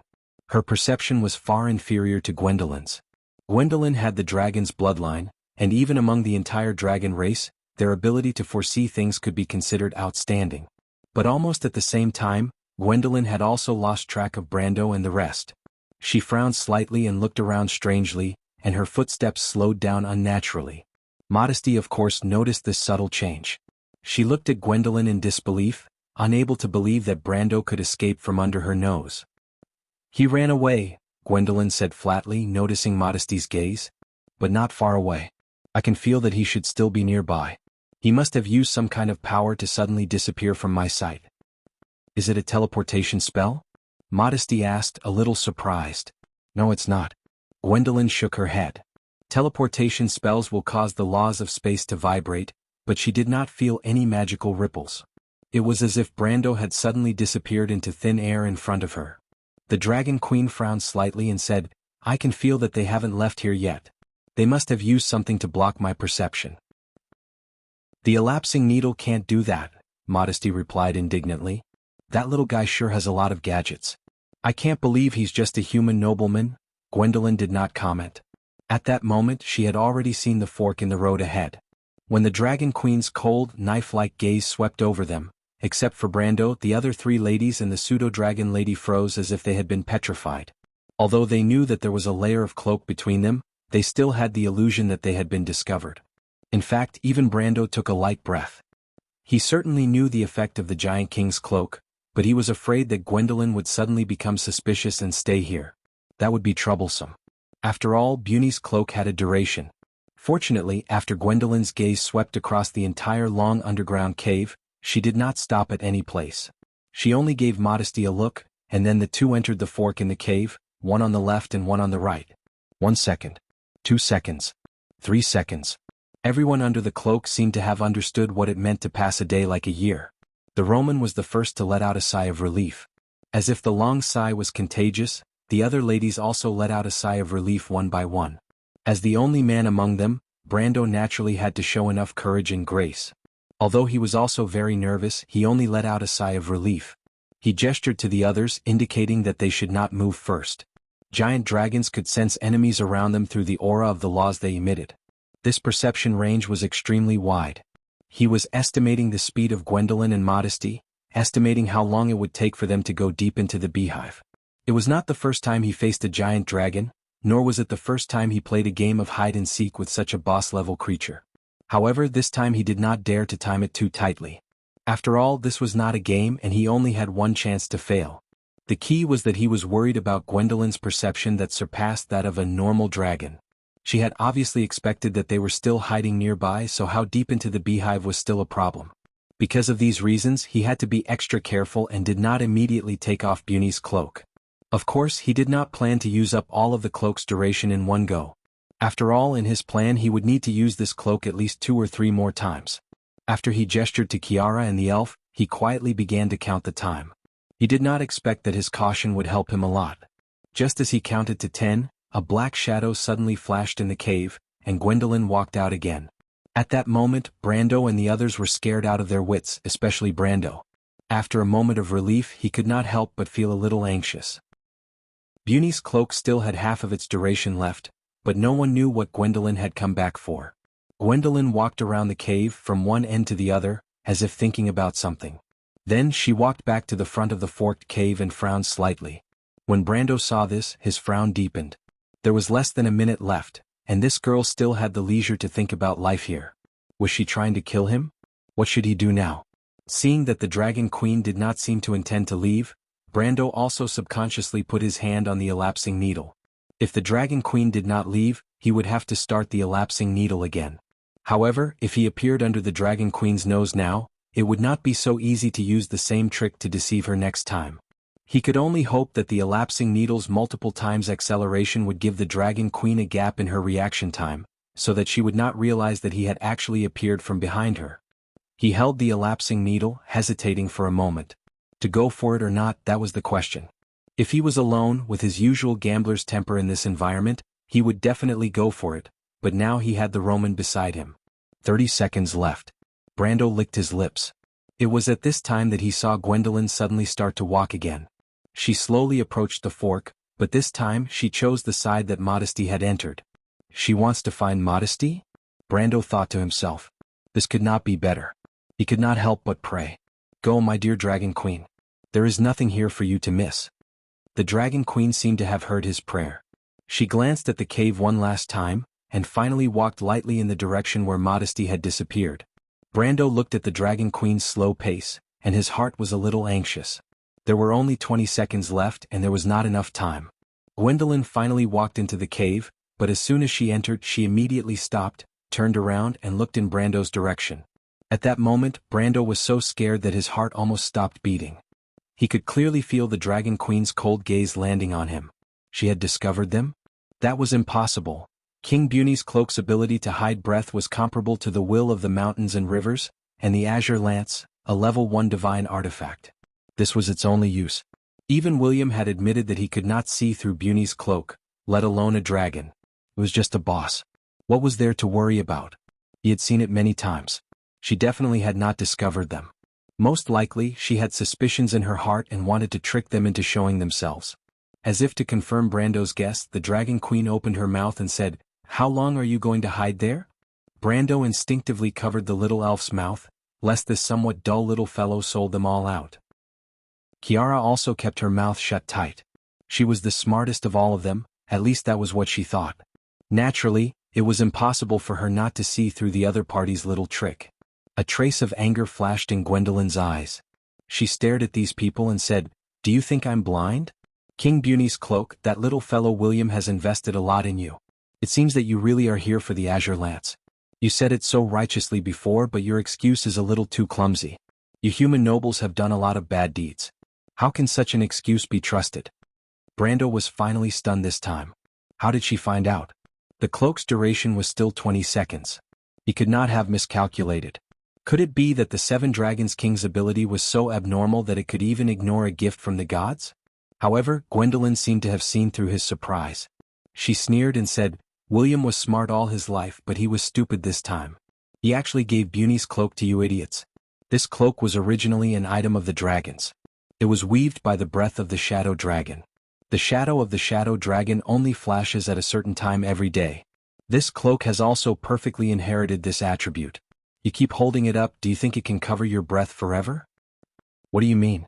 Gwendolyn was finally angry. "How long do you plan to hold that rag up? Its duration has long expired." Brendel and the others seemed to be startled by the roar and subconsciously put down their hands. Sure enough, the Bunny cloak in their hands had lost its original mana. But that's not right, the Bunny cloak's duration was not over yet. Brendel simply felt wronged.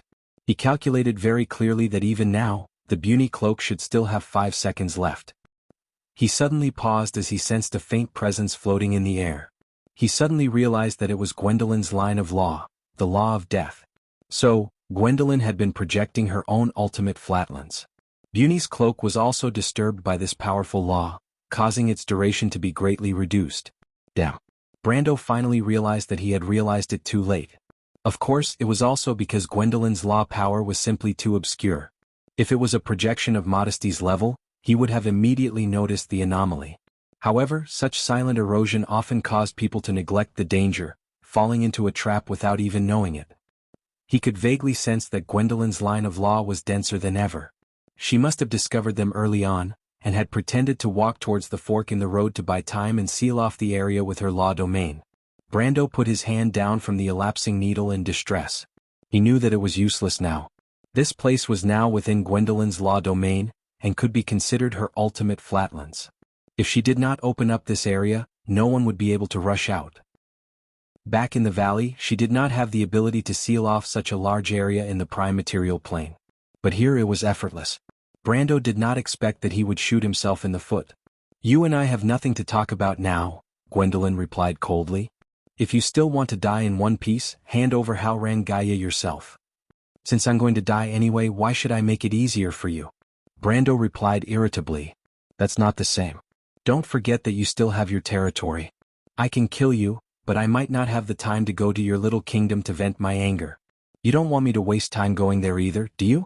Gwendolyn replied flatly. It was a blatant threat. Brando's face darkened. He had to admit that she had his Achilles heel. He was silent for a moment, and finally sighed as if he had accepted his fate. "All right, I admit defeat. But can you let them go?" He looked at Roman and the others. Roman was startled and quickly held his hand tightly. The merchant girl pursed her lips and did not say a word, but her actions had already made her intentions clear. "You." Chiara frowned as if thinking of a way to escape. It was a difficult problem for her and she was completely stumped. Only the little elf seemed to be completely scared out of her wits. She stood there like a pillar. Brando did not wait for Gwendolyn to reply. He knew the temperament of dragons and decisively opened a dimensional space and reached out to grab something. It was a long nail. When Gwendolyn saw it, her expression changed for the first time. "You actually have something like that." Brando said that not only did he have it, but he had a lot of it, but he did not have time to talk nonsense now. Gwendolyn had already used the lines of law to seal the area. In other words, this meant that she had pulled Brando and the others into her extreme planes. The moment Brando took out the god-slaying magic breaker all, she knew that things were not good. But the Dragon Queen was not as stupid as Williams, and her reaction was very fast. There was a sudden flash of black light in the underground cave, and Brando saw the black smoke around him receding like flowing water. In the blink of an eye, the Dragon Queen's lines of law had completely disappeared. At this moment he had no choice but to act. A cold light flashed in his hand, and the magic breaker all pierced into two of Gwendolyn's lines of law. The Dragon Queen groaned. Beings of her level would not be easily injured, but once she was injured, it would not be a small injury. She cut off the connection between the two lines of law and herself as fast as she could to prevent herself from being affected by the god-slaying magic breaker all and completely losing her elemental power. Gwendolyn's decisiveness had saved his life, but lines of law and elemental power were not to be trifled with. They were the foundation of Won's existence and the link between life and the world. Although the Dragon Queen's lizard tail had saved his life, it was also equivalent to stabbing a knife into his vitals. Brando had been waiting for this opportunity. As soon as the Dragon Queen was injured, he immediately picked up the elapsing needle again, grabbed Chiara, Roman, and the elf and ran. He knew that this was his only chance. Although the Dragon Queen was injured, it would not be a problem if she risked her life to keep him here. In fact, Gwendolyn immediately used her actions to prove his guess. The latter was completely enraged at this moment. She never dreamed that Brendel would be able to hurt her, much less severely. This was not the same as the minor injuries that Modesty had suffered before. According to her current losses, it would take at least a long time for her to recover, and for the current situation, it was almost a fatal blow to their plan. Trying to run? The Dragon Queen roared, finally unleashing her full power. In fact, unleashing her full power at this time would greatly affect her injuries, but the furious Gwendolyn could not care less. She immediately threw out a silver light. When Brando saw that halo, he was scared out of his wits. He finally realized that he had gone too far. Damn it, Gwendolyn had used a divine artifact against him. That was the grip of Tiamat, the divine artifact of the Seven Dragons King. He did not expect it to be in Gwendolyn's hands. The key was that this divine artifact was a storage artifact, and Gwendolyn had used this crucial storage on him. Brando did not know if he should say that he was too lucky or unlucky. But at least he understood one thing. That was, he could not run away. The grip of Tiamat was the legendary divine artifact of the Arbitration Tribunal. In the myths of the Cruz people, it was described as a sacred artifact used to imprison the gods of sin. Although it was only a legend, using it to imprison a human was really a waste of its power. Brando watched the silver light descend on him, but it was at this moment that a green light flashed in his vision, and he saw a circle of almost the same green halo spread out from the elf's body. Nature Affinity Emblem. Brando immediately knew what it was. P.S. After I uploaded it yesterday, I forgot to post it. I only found out this morning. So funny. Full attendance is gone again. Master Chidian kneels to you. This is for today. Touch everyone. Sigh so annoying. Boohoo, I can't afford to marry a cat girl. Readers, please take pity on me. I feel like my heart is broken. Chapter 956. The Nature Affinity Emblem, or rather, the Seal of the Earth. Brando's understanding of it was limited to the fact that it was a token of Eloranta. This emblem was given by the sage to a few people close to her, including a few great druids in the Ring of the World. Other than that, all the rumors about it in the world of Wond were more like illusory legends. Some said that it was a sacred object similar to the Ring of the Wind Empress. Others said that it was just a symbol with a special meaning, and only had the function of reputation and status. But now it seemed that the power of this brooch-like emblem was definitely beyond any rumors about it. Right in front of Brando, a green light spread out from the elf's body, forming a light shield, pushing the silver light of the grip of Tiamat away from the inside. He now saw that the silver light was actually a chain of light without a physical body, but it was now under the resistance of the Nature Affinity Emblem, and was blocked outside the light shield. This scene was very clear. The Nature Affinity Emblem was protecting the elf. In the world of Wond, there were many protective items that could be triggered, and among them, there was a very high level that could even actively resurrect, teleport, or temporarily shelter the protector in a demiplane of another dimension. The protective item that automatically produced a protective shield was actually very low level. But the problem was that this light shield was blocking a real divine artifact, even an ancient object recorded in the myths of the Cruz people, the grip of Tiamat. It could not move an inch outside the light shield produced by the Nature Affinity Emblem. In fact, the power displayed by the nature affinity emblem was far from simple on the surface. As the green halo spread out, Brando also vaguely felt the vibration of another line of law. This vibration was so familiar to him because it should be some kind of spatial law. This vibration was very subtle, and when he was still wondering if he had sensed wrongly, the Dragon Queen Gwendolyn opposite him felt it even more clearly. She was anxious. The dramatic change in her expression quickly answered the question in Brando's mind. Why is this thing here? The Dragon Queen cried out in shock. Then, under Brendel's surprised gaze, the Dragon Queen suddenly withdrew the grip of Tiamat's attack. She clearly looked up with some lingering fear. At the same time, an inexplicable power spread out above the beehive. It was calm and steady but had an inviolable majesty. It was like a pair of calm and simple eyes, looking down at the darkness from above. Everything that happened underground, under this gaze, no one had the heart to resist. Whether it was Brando who could face Malthus and Gwendolyn without batting an eyelid, or the Dragon Queen herself, Brando instantly understood who was looking at him. There was probably only one person in this world who could make Dragon Queen Gwendolyn reveal such an expression with just one look. Dragon Queen Gwendolyn frowned, showing a vexed and regretful expression. She glared at the little elf and then at Brando. Her lips moved, but she did not even have the courage to say anything. She turned around and shot into the depths of the cave. By the time Brendel and Chiara reacted, the Dragon Queen had already disappeared into the darkness, leaving only her back view. In just a few moments she had disappeared without a trace. The dark cavern was abnormally quiet for a moment. The pressure of a dragon, the terrifying deterrence of a divine artifact, and the pressure of impending death. These senses that were real a moment ago were now like an illusion that suddenly disappeared. Brando vaguely understood why Gwendolyn suddenly left. She was not afraid of the nature affinity sigil on the little elf, but the message that the nature affinity sigil sent to an unknown space. If he guessed correctly, the final destination of the message was the Hall of the World Tree in the Ring of the World, the Sage Alanta. She had never left her residence since the Great Sage War. And it was self-evident who the terrible aura that appeared for a moment belonged to. Gwendolyn's sudden retreat did not mean that she was timid. On the contrary, in Brando's opinion, this choice was very wise and reasonable. She obviously recognized the nature affinity sigil on the little elf, and clearly knew the use of the sigil, which was why she had such a big reaction. Brando vaguely guessed the origin of the sigil. It should indeed be a token of Alanta. But it was not. Because it was a leaf of the World Tree. The nature affinity sigil turned out to be a leaf of the World Tree. Legend has it that the leaves of the World Tree had a permanent connection with its trunk. No matter where they were scattered in the world, the fallen leaves would return to their roots. Where the leaves came from, where they would eventually return to. Brando knew that there was a saying in the game. In the Amber Sword, players were keen to find ways to improve their relationship with those legendary characters. This was because most of the quests related to these NPCs were hidden high-level or even epic quests. But among all the NPCs, the most difficult to approach and figure out was undoubtedly the Sage Alanta. Alanta's reputation did not need to be mentioned. All the players in WoW knew her. If there was a human in this world, whether it was the Silver Folk or the Black Iron Folk, if this person could be called the top of the world, then she must be Alanta. Whether in the early or late stages of the game, there were countless people looking for ways to get close to the sage. But without exception they all failed.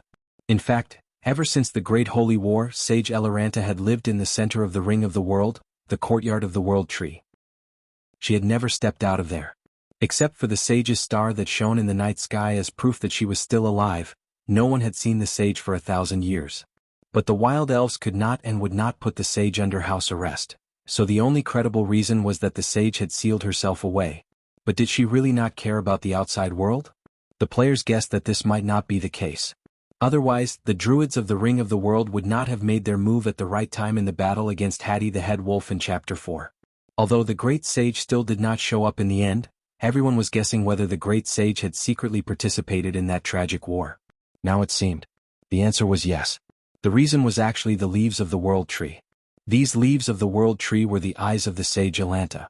There may not be many of them in the world, but each leaf was kept by the people closest to Alanta. On the one hand, the sage protected these people, and on the other hand she observed the world through these people. Although he did not understand why she did this, Brando was almost certain. Who was this little elf in front of him? She could not be a druid. So she must have something to do with the wild elven royal family. While he was thinking about this problem, the voice of the Wind Empress Saint Tassol rang in his mind. Brando. The Wind Empress? Brando was slightly startled, and then he understood why the Wind Empress, who had been appearing and disappearing unpredictably recently, suddenly appeared. It was obvious that she also felt the familiar aura. To them, the sage was just an unreachable existence, but to the Wind Empress who was stored in the ring of the Wind Empress, to the noble soul, she was once her closest comrade, an old friend of hers. Did you feel it, the Wind Empress? Brando asked. You guessed right, it is indeed her, Saint Tassel replied. She also sensed my existence. Brando was slightly startled. He had not considered this matter, but since Alanta had sensed the existence of the Wind Empress, she should have noticed him as well. Being noticed by a sage, he was not sure whether it was a good or bad thing for a while. After all, in the last game's history, no player had been able to do such a thing. Such an opportunity was a dream for the players, but they would never have thought that the opportunity would be in the ring of the Wind Empress and the emblem of nature's affinity. Moreover, the existence of either of these two alone would probably not trigger this plot. This was a rare opportunity, but for this moment, it might not be a good thing for Brando. The higher the level of the existence, the greater the trouble behind it in addition to the benefits. According to the words of the game, this mission would probably be very difficult. However, Brando did not think about it for the time being. In any case, Alanta would not be able to come to him for a while. She had indeed helped him scare Gwendolyn away, at least solving his urgent problem. Moreover, the Wind Empress had taken the initiative to come to him, probably to give him some advice. After all, even when facing the Dragon Queen, the sage did not bother to pay attention to him. In theory, she was not Brando's nanny but the latter's teacher. Therefore, she could teach Brando knowledge, but she would never protect him at such a time. Although Brando sometimes felt that this statement was a little annoying, anyone would hope to have a sage to give them a hand at any time. Whether it was from her rich experience or practical ability, he understood her painstaking efforts after all. Of course, the Elf Queen would not always remain silent and watch Brando's drama unfold. When the right time came, she would always open her mouth to remind her favorite pupil. She did notice you, but not because of my existence. Alanta was also aware of the secret of the ring of the Wind Empress. It was not even a secret to her. As for the reason why she noticed you, I'm afraid I don't need to say more. Saint Tassel said to Brando. What reason? As soon as Brando opened his mouth, he suddenly realized that he had asked a stupid question, but he could not help but frown. She saw through it? More or less. After all, he and we are old rivals. We are all very sensitive to his heritage. Saint Tassel replied. Brando's expression changed. Although Saint Tassel's attitude towards Odin made him have some different guesses about the relationship between the four sages and the Dark Dragon. In the general historical definition, the relationship between the four sages and the Dark Dragon was naturally irreconcilable, but it turned out that it might not be that bad. Come to think of it, the four sages were after all Tumen's students. As for their relationship with the Dark Dragon, their relationship with the Dark Dragon might not be as bad as what the officials said. Now it seemed that the dispute between the two sides was mostly due to morality, and not personal dislike. However, the four sages were after all four different individuals. Saint Tassel's opinion could not represent the others. Legend has it that Gretel was the most radical of the four, and Alanta's character was the most tolerant.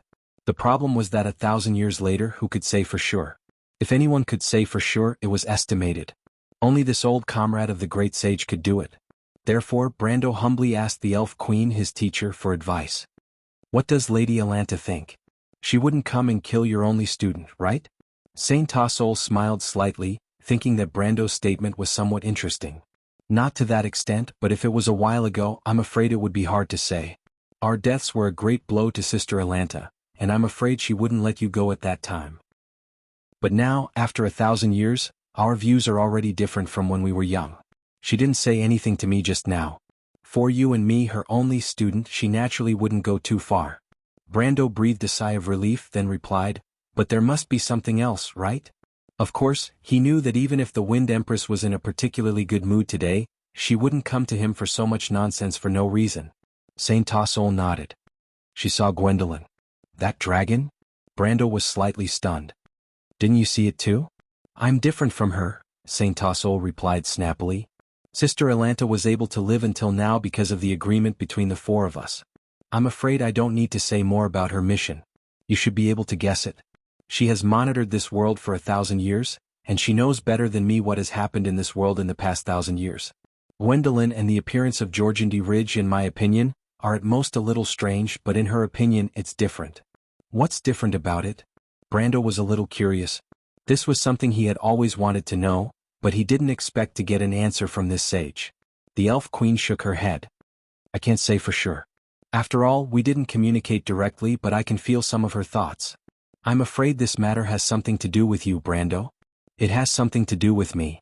Brando frowned slightly. The first thing he thought of was his grandfather.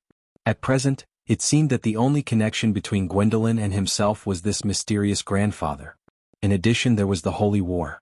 Erewhon, Georgandy Ridge, and Cruz, the three countries that were originally independent of each other, were now completely entangled because of this Holy War. No. The only connection between Erewhon and this Holy War fell on him, which could be regarded as a place related to him. What else was there? Scarlet? Or Her Majesty the Queen herself? Brando shook his head. There were too many clues and he wanted to do something else. Before, Kiera told him that Gwendolyn was on the side of the Silver Queen. The situation was too critical before, and he didn't have time to investigate it in detail. But now that he thought about it, the problem was too big. On one hand, it represented Georgandy Ridge, and on the other hand, it was the supreme of the Empire, that Rogers and the others had been the judgment of looking for Her Majesty the Queen? This joke was a little too big. What should I do? Brando couldn't figure it out, so he simply didn't think about it and asked directly. This was a good habit of his. To put it simply, he was lazy. The Wind Empress glared at her good student and said, "This is also what Eloranta wants you to help with. The situation in the Cruz Empire is very unusual, and it seems that it has somewhat exceeded her expectations." She said that the appearance of Gwendolyn and the others alarmed her. Brando suddenly thought of something. He interrupted the Wind Empress and said, "Does the sage also want me to inform the dragons?" "How did you guess?" "Damn," Brando replied in a bad mood. "Is there a need to guess? She must know about the agreement between the dragons and the Cruz Empire. This agreement is hidden from me, Martha above." The Wind Empress smiled slightly and said, "There's one more thing, that little girl." Hearing this, Brando was slightly startled. In fact, he didn't need the elf to remind him. He also remembered the most important problem at hand. Brando looked at the little elf who was standing uneasily beside Kiera. The latter was like a child who had done something wrong. She lowered her head and twisted the corner of her clothes with her hands, not even daring to look at them. When Brando saw her like this, he couldn't help but feel angry and amused at the same time. She was obviously pretending. She was obviously acting like that before, but now she immediately turned into a lady. The young lady. Who would believe that? He didn't know whether to laugh or cry as he asked, "Young lady, since we're already here, shouldn't you at least introduce yourself?" "I'm a little elf." The little elf trembled and replied weakly. But unfortunately, this answer obviously couldn't satisfy Brando. "PS == I wrote too late. I dragged it out until now. I'm so sleepy. I'm going to sleep after posting this chapter. Also, I'll say goodnight to everyone." Chapter 957. When Brando first met Gwendolyn in the Silver Valley, the Georgandy Ridge Army's offensive did not stop for even a moment. After losing contact with Vargas, Nefiel and Taris were declared lost one after another. It was then that Cruz finally figured out who their enemy was, the King of the Lizards, Grey Eyes Moksha. Moksha commanded his army to march northward and swept through the Merlin area to the north of the Bear Lake. Wherever they passed, the remaining resistance forces in Ansloa's area collapsed one after another. At this time, Georgandy Ridge's intentions were as clear as day. It was obvious that their target was Azaf. Once Azaf was lost, the Empire would face the danger of losing the Evergreen Corridor and thus being isolated from the wilderness of the Four Territories. It was only at this moment that the people of the Empire who had been beaten senseless reacted. The lords and local legions quickly mobilized, waiting for Her Majesty's order to provide support. The White Legion advanced southward to the vicinity of the Evergreen Corridor, ready to reinforce the most important lifeline of the Empire at any time. But it was easier said than done to turn the situation around. In the previous few attacks, some people had even observed the existence of dragons, and the news from Rokizi had confirmed this.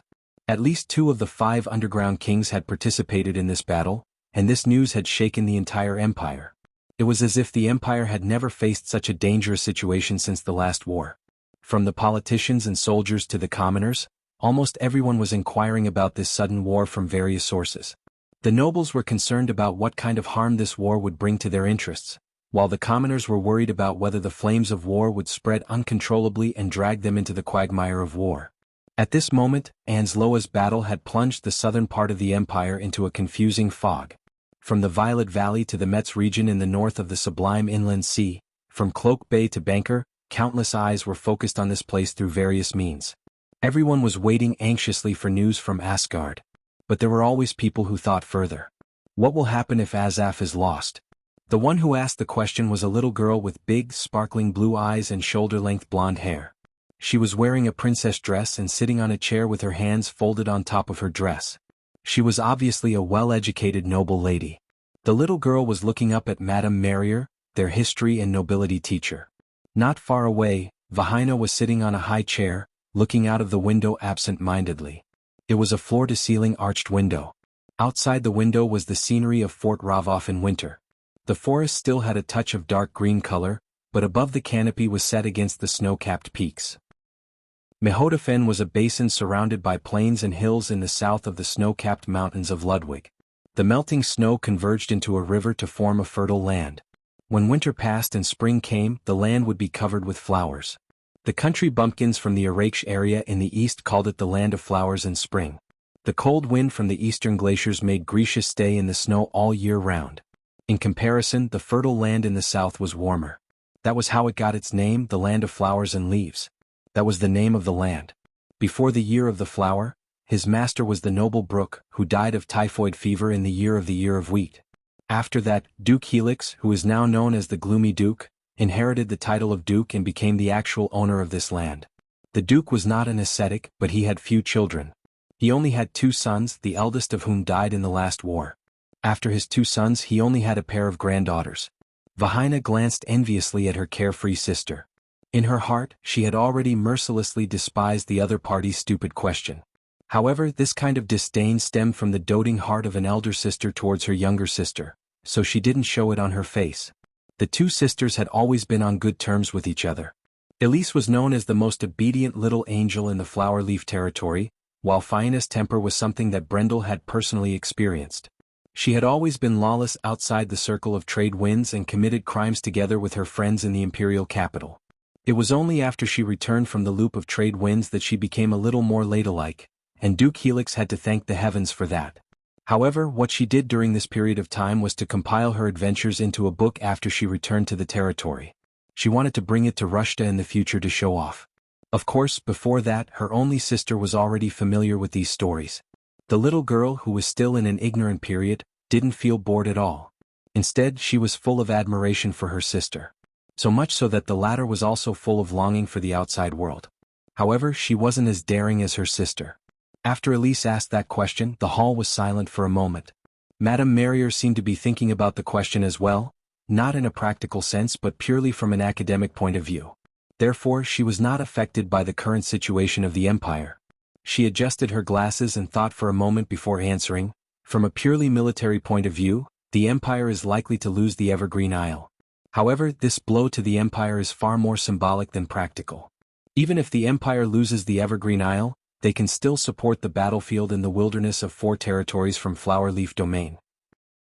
This is a rare opportunity for the Grand Duke. If not for the enmity with Farnazane back then, with Flower Leaf Domain's geographical location, it is not inferior to the Evergreen Isle at all. This lady's interests were closely related to the Flower Leaf territory. She was still brooding over the fact that the Flower Leaf territory's commerce had declined due to the last Holy War. As soon as she talked about this matter, she immediately began to talk non-stop. Elise listened with great interest while Vahina was already bored to death. She had listened to the same thing a few hundred times already, and her ears were getting calluses from listening to it. More importantly, she was not in the mood to listen to these things at all. The reason for all of this was the letter her father's butler handed to her the night before. The letter came from the imperial capital of Rushta. Like many other major families in the empire, the House of Kirk had many informants and connections in the center of the empire's power. Be it during critical times or on normal days, there would be many letters between these families and their informants and connections. These letters were no longer a secret in the empire, but the one in Vahina's hands was different. There were some secret markings on the letter of the ancient family, and these markings could only indicate that the letter came from an important member of the family. For example, Duke Helix and Vahina's father, Count Effie, who was currently in the imperial capital. The content of the letter was simple. It only said that there were some troubles in the imperial capital and that they would only be able to return to their territory a little later. However, it was this letter that aroused Vahina's suspicions. Currently there were no male members in the family. Based on her grandfather's and father's personalities, it was impossible for them to send such a formal letter to inform her. This was something that had never happened before, so she was alarmed. For the past week, she had been trying to get information from the capital through her butler, Elliot. However, something strange happened. The family's informants in Rusta seemed to have vanished into thin air. She couldn't get in touch with any of them. The news about her grandfather and father were also half-truths. Some said that Duke Helix was still living in the Tulip Mansion in the imperial capital, but the informants Elliot sent out said that the news was false. The Duke and the Count had left 2 weeks ago. The conflicting news hung over Vahina like a dark cloud. She was starting to regret that she did not listen to her grandfather's instructions and seriously participate in the daily affairs of the fief. Now that she had to start all over again without anyone to rely on, she felt like she was in the dark. The last batch of people should be back soon, Vahina thought to herself. The young lady felt as if she was sitting on pins and needles as she thought to herself. The incessant Madame Marrier couldn't help but become even more hateful in her eyes. This hateful old maid. Vahina cursed under her breath. But it was a pity that Madame Marrier's status in the fief was high. In the past, her grandfather, Duke Helix, would never do anything to her just because of her slanderous words. Most of the time, she would be punished by confinement, which was a common occurrence for Vahina. But now, Vahina could be said to be the one in charge of the House of Flowers, but she did not have the mood to retaliate. Just as she was about to fall asleep, a long-awaited knock came from outside the hall. Madame Marrier stopped and glared at Vahina sternly. Vahina hurriedly gestured apologetically, jumped off the chair and ran out of the door. She did not tell anyone about what happened in the past week and a half, not even Elise. At least the noble lady knew what it meant. The butler of the castle had been waiting outside for a long time. Vahina saw her father's trusted aide and hurriedly asked, "How is it, Mr. Elliot? Is there any news about my grandfather and my father?" She was halfway through her question when she suddenly shut her mouth.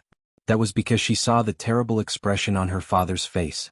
It was the first time she saw such an expression on his poker face.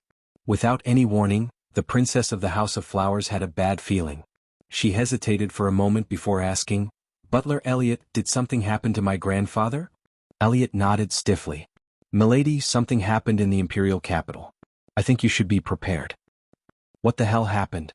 Vahina's face turned pale as if she had been struck by a rod. She could not help but ask with some fear, "Did my father and grandfather—" "You're overthinking it, milady," Elliot quickly explained, realizing that the young mistress had misunderstood. The Duke and the Count should be safe for now, but a few days ago, Her Majesty the Queen issued an order to put them under house arrest. Put them under house arrest? Vahina was slightly stunned. She seemed to be relieved, but at the same time she asked in confusion, "Why?" She knew that ever since Her Majesty the Queen ascended to the throne, her relationship with the House of Kirk had never been good. However, it was not so bad that she would put a duke under house arrest. What did this mean? It meant that the imperial family had publicly broken ties with a powerful family. She believed that no matter if it was the Queen or the entire empire, this was something that they didn't want to see. Her Majesty the Queen believes that the Duke and the Count have betrayed the empire. Elliot stammered. Betrayed the empire? Vahina almost jumped out of her seat. What kind of joke is that woman playing? How is that possible? Elliot did not dare to answer because it was too disgraceful. Fortunately, there were no outsiders here. He carefully looked around before reminding his young mistress, "Please be careful with your words, milady. The Duke and the Count have been put under house arrest in the imperial capital. Her Majesty the Queen will definitely make a move on us before this news spreads. You have to make a decision." Vahina was stunned. She had to make a decision, but what decision could she make? The only person she could rely on right now was her teacher, Veronica. However, the problem was that Veronica had been put under house arrest because of her previous trip to Erwin. Vahina couldn't help but feel isolated and helpless after hearing Elliot's words. Her mind was in a mess and she couldn't help but speak to her father's butler. "I understand, Elliot. Let me be alone for a while. I'll tell you what to do later." The old butler seemed to have seen through his young mistress's predicament, but he didn't expose her. He only nodded and replied, "Call me if you need anything." Then he turned around and left. Vahina was left standing by the door in a mess. Never in her wildest dreams did she imagine that her grandfather and father's ordinary trip to the imperial capital would turn out like this. She didn't know if it was her or Her Majesty the Queen who had gone mad. Under normal circumstances, even if her grandfather and father had really betrayed the empire, the imperial family wouldn't have dealt with them so carelessly. After all, the impact of this matter was too great. No matter how she looked at it, there was another reason for Her Majesty's actions. But the key was that she couldn't figure out what the problem was. If only that guy was here. He must know what happened. It seems like there's nothing we can hide from him. Vahina couldn't help but mutter to herself. She stood by the door for a moment and was about to turn around and inform Elise about this matter. Now that things had come to this, she knew that she couldn't hide it any longer. If she wasn't careful, the House of Kirk would be doomed eternally. Of course, it was the same for Her Majesty the Queen. That was what Vahina couldn't understand. She couldn't understand why the Queen of the Empire seemed to have gone mad all of a sudden. It was at this moment that a guard ran in from outside. The guard was slightly startled when he saw Vahina. He probably didn't expect her to stand by the door in a daze. "Milady, there's a group of knights outside." "A group of knights?" "No, to be precise, it's a group of knights and another person." The guard quickly explained. "What group of knights and another person?" Vahina snapped. "I'll give you a chance to explain yourself. Otherwise, I'll throw you into the dungeon." That guard was startled. Obviously, he had not expected that he would be enraged by the Princess of Flowerleaf territory. He hurriedly explained cautiously, "There are two groups of people outside the door. One group seems to be the knights of the town, while the other group only has one person who seems to be a messenger." "Knight?" Vahina's heart skipped a beat. The so-called knight in town was actually the knight of the inner court. It was an open secret that these knights were stationed in the private territories of the nobles. In more remote places, the local lords might only know that there were such people in their own territories, but not necessarily know who they were. But in a territory like Flowerleaf, the royal family had no choice but to care about the attitude of the various dukes. Therefore, the knight stationed here was mostly semi-public. And as the Watchers, the relationship between the Watchers and the Watchers would naturally not be harmonious. Most likely they wouldn't come for anything good. Vahina immediately connected the dots with Elliot's words. She frowned and was about to refuse when she stopped and asked, "Is the messenger with them?" "Yes," the guard replied honestly. He couldn't help but rejoice that this little she-devil princess was kind enough to not throw him into the pitch-black dungeon below the castle. This was no laughing matter. Last time, there was a maidservant who was slightly displeased by this young lady and was thrown into the dungeon for several days. The maidservant was so scared that she was still a little neurotic to this day. "Is he our messenger?" Vahina asked again. The guard shook his head. "I don't think so. He said he's from Anslova. I think he's a liar. That place has long been sealed." "Shut up," Vahina coldly cut him off. "I didn't ask you that. You said he's from Anslova?" The guard nodded. Chapter 958. "Did you ask who he was delivering the letter for?" "I did, and he said it was a count." The guard answered cautiously. "Did he say who he was delivering the letter to? My father, my grandfather, or me?" Vahina continued. The guard hesitated for a moment but did not answer directly. "What's wrong?" Vahina finally noticed the guard's abnormality and could not help but frown. "What are you afraid of?" He said that the count said that the letter was to be delivered to a bad-tempered young lady from the circle of envelopes. The guard stuttered. Why did it sound like the bad-tempered young lady was referring to the one in front of him? There were two young ladies in Fort Ravov, but one of them was a gentle little angel known far and wide, and the other. The guard quickly shook his head, feeling that he was not far from the dungeon. What he did not expect was that Vahina's blue eyes lit up instead of getting angry. "Really? You really said that?" It's over," the guard thought. "The young lady is so angry that she has lost her mind. Someone is going to be in trouble next, and it's not going to be the messenger. The messenger is just an explorer who happened to be passing by, and the count is far away. The one who's going to be in trouble is himself." The guard could not help but frown and nod. "That's right, young lady. I didn't dare to say a single word. I didn't ask you if you were talking too much. Are you going to add fuel to the fire? Where's the letter?" Vahina shrugged and replied in annoyance. The guard quickly took out the letter. It had obviously been through a long journey and was not well preserved. The surface of the letter was wrinkled, and there was a wax seal on it. There was an imprint of a morning star and a new moon on it. Vahina immediately recognized it as the imprint of Erwin's envoy, and her eyes lit up again. "How did it end up like this?" she asked.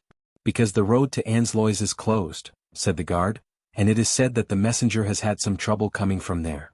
It was only then that Vahaina remembered the war in the south of the empire. Separated by the evergreen corridor, it seemed to be in another world. The fact that the letter could reach here meant that it had been sent before the war. Otherwise, Ankloa would have been unable to enter and leave by now. She nodded to herself and opened the letter. The guard at the side was trembling with fear as he waited for his final decision. He thought that since the Count dared to call her young miss with a bad temper, he was most likely not a friend. Then the contents of the letter were self-evident. He wondered how angry this young miss would be after reading the letter. Last time, the maid who made a mistake was only locked up for a few days, but he felt that this time he might have to live in there for the rest of his life. He did not expect Vahaina to finish reading the letter so quickly. It was not a long letter, only a few sentences long. She then smiled, thinking that the bastard was really despicable. Instead of helping her, he only wanted to entrust her with a task. She cursed in her heart and then said to the guard in a good mood, "Is the messenger still here?" The guard was waiting for his inevitable misfortune. As a member of the castle, he knew the temper of this young lady too well. Therefore he didn't take any chances. At this moment he was muddle-headed and didn't understand. He just nodded honestly and said, "He's still outside." "Very well, you may leave. Don't forget to reward the messenger." What? What are you daydreaming about?" Vahaina frowned at the servant. "No, nothing." "I mean," the guard asked in surprise, "young miss, do you need a reply?" "A reply?" This reminded Vahaina of something. Even though she often had many admirers in the imperial capital writing her letters, she never had to consider replying to them. There were also some letters that came from the imperial capital's informants or nobles that she had close relationships with. That was why Vahaina's impression of letters was that there was no need for her to reply to them. A reply, she thought. However, she suddenly remembered the group of knights outside the castle, and a dark cloud rose in her heart. "Better to wait." "Oh, there's no need," Vahaina replied. For some reason, she did not want others to know about her relationship with Brando. The guard was slightly startled. He thought that if that fellow was an enemy of this young lady, then she would at least be furious. If not, she would at least believe him. What did she mean by that, "oh"? It was really hard to figure out. For a moment, he only felt that the young miss in front of him had become unfathomable. It was rumored that she had changed into a different person after returning from the loop of trade winds, and now it seemed that it was true. However, he did not dare to speak out of turn. That unlucky maid was a lesson to be learned from. Hearing Vahaina's order, he hurriedly left as if he had been pardoned from a great crime. He was afraid that the young miss would remember what happened in the dungeon. That would be a great loss. After the guard left, Vahaina hesitated. That bastard wants me to help him investigate teacher's situation in the imperial capital, but what should I do? She muttered to herself, "It's not just teacher, even grandfather and my father are under house arrest. If possible, I want to know what happened in the imperial capital too." That's right. A strange light suddenly flashed through her starry eyes. The Arazico family. I should have thought of them long ago. That bastard isn't close to them, but our family's relationship with them is pretty good. Let's do that.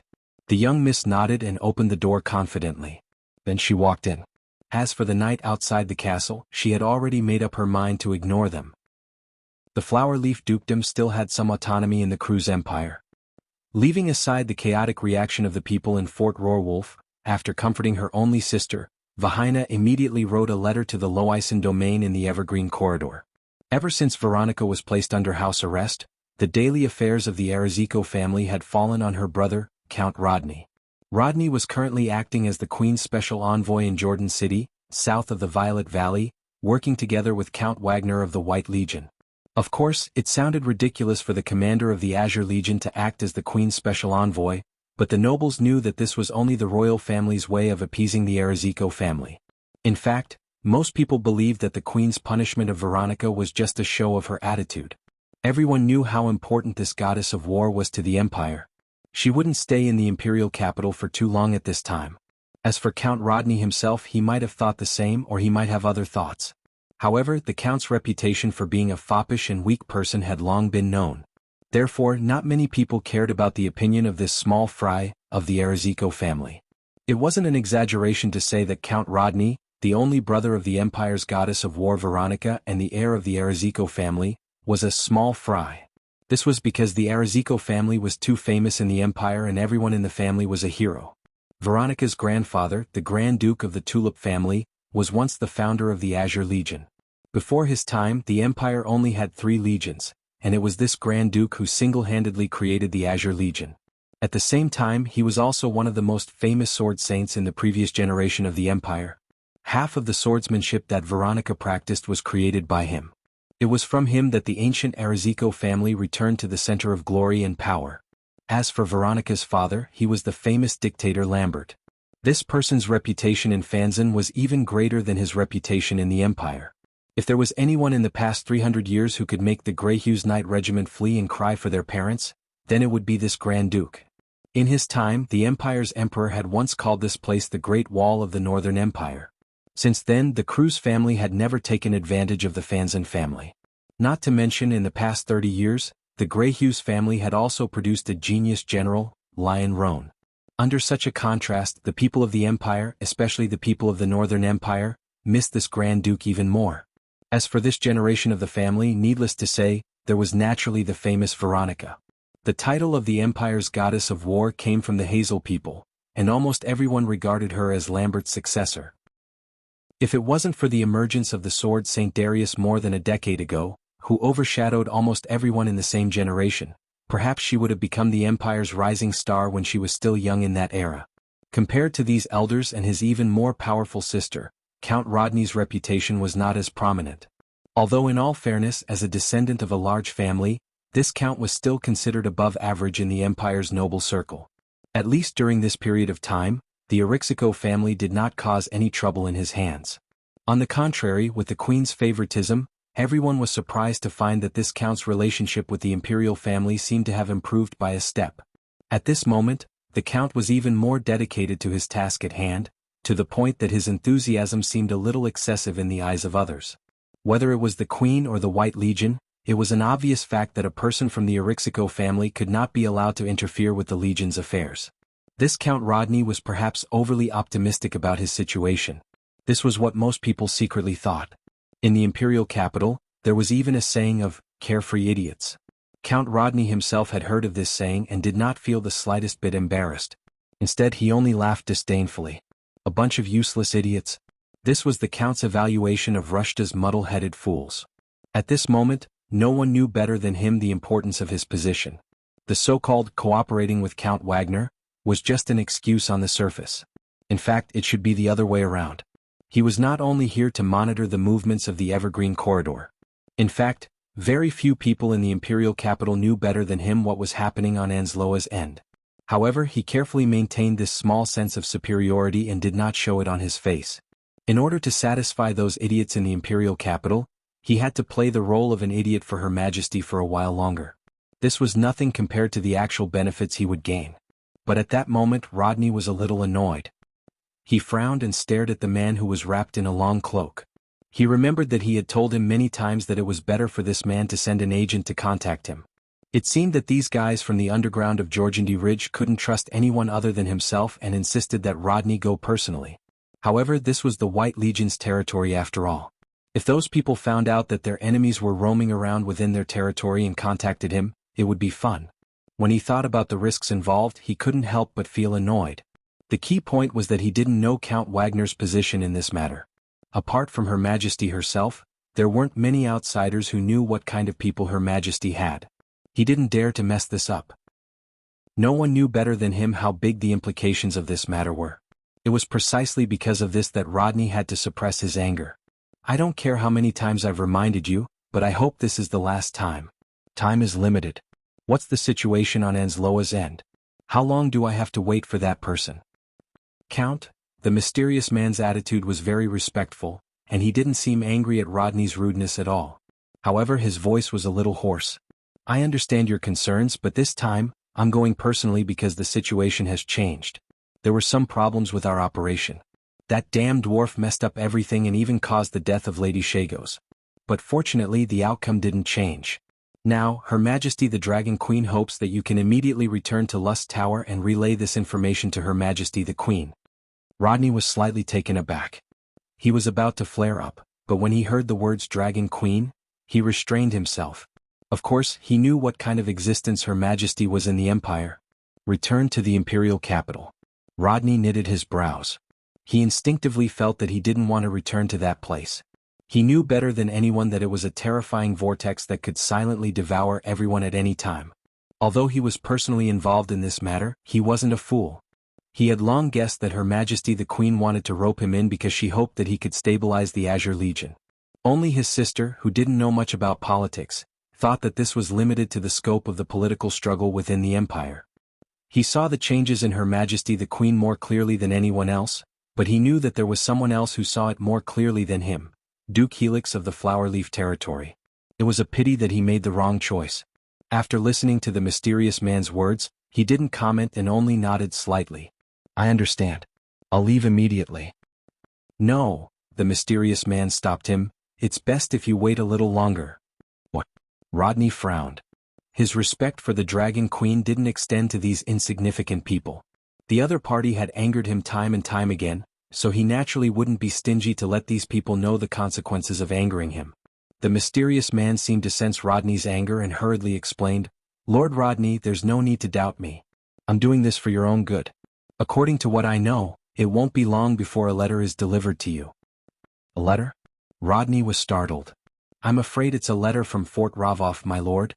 The Count's eyes lit up. The news of the Duke of Flowerleaf's capture has already been released. The mysterious man nodded. I understand. I'll go see that young miss. Her Majesty the Queen wants me to bring her to the imperial capital? Rodney asked. I'm not sure, but when the time comes, you can ask the Dragon Queen personally.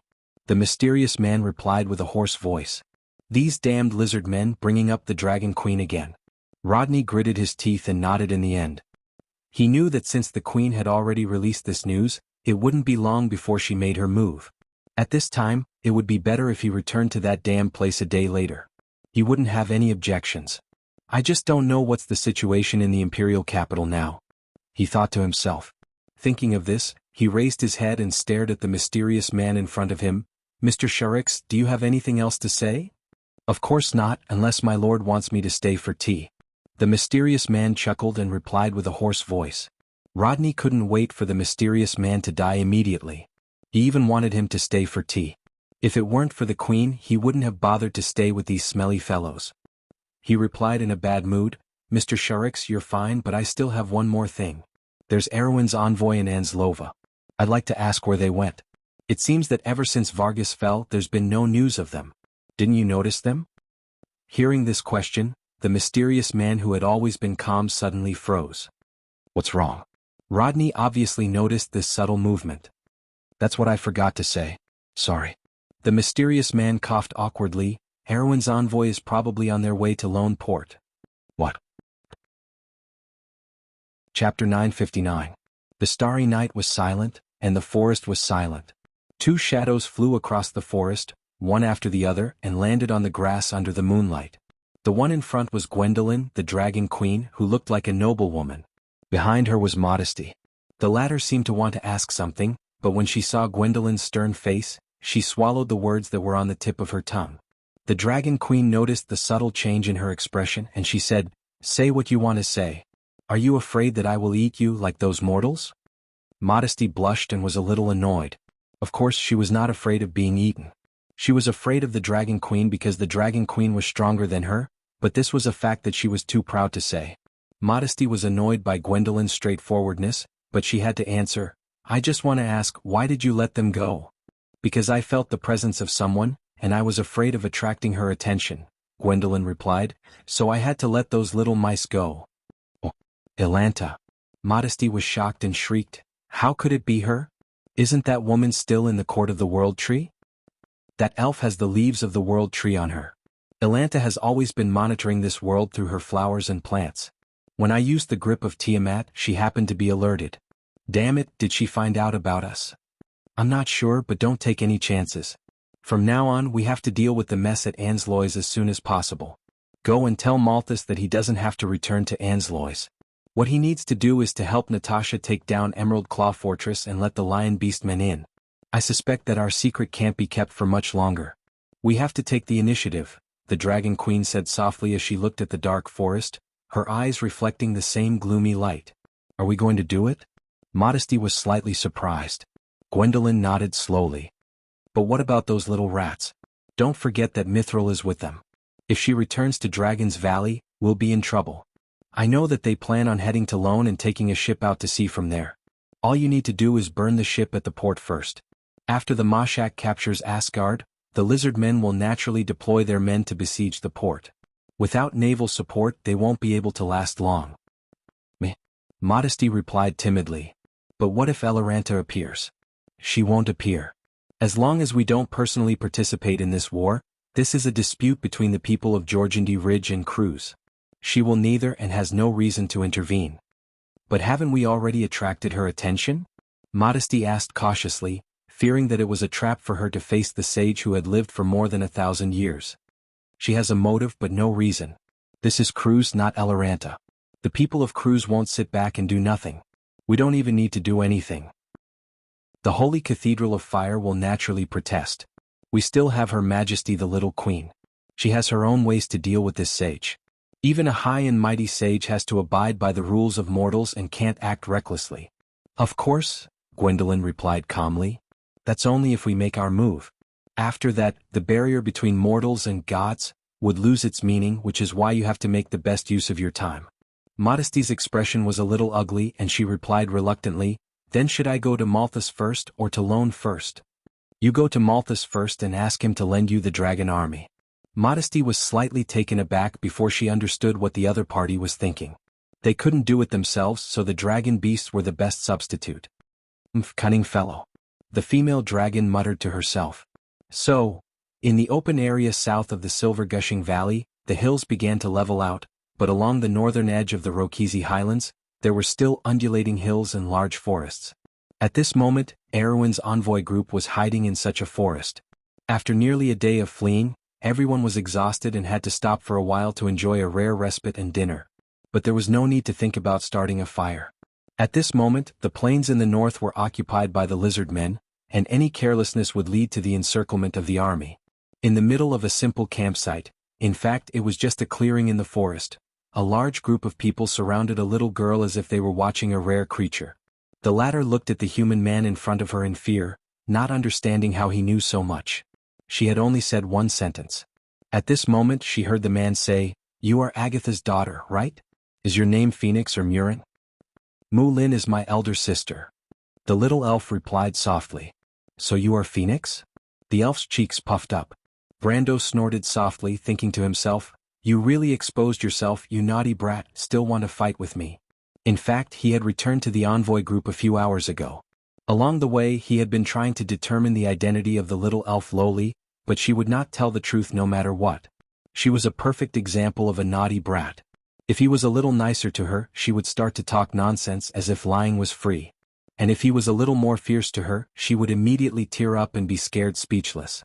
In the end, he had no choice but to patiently use one name after another to test the little Loli.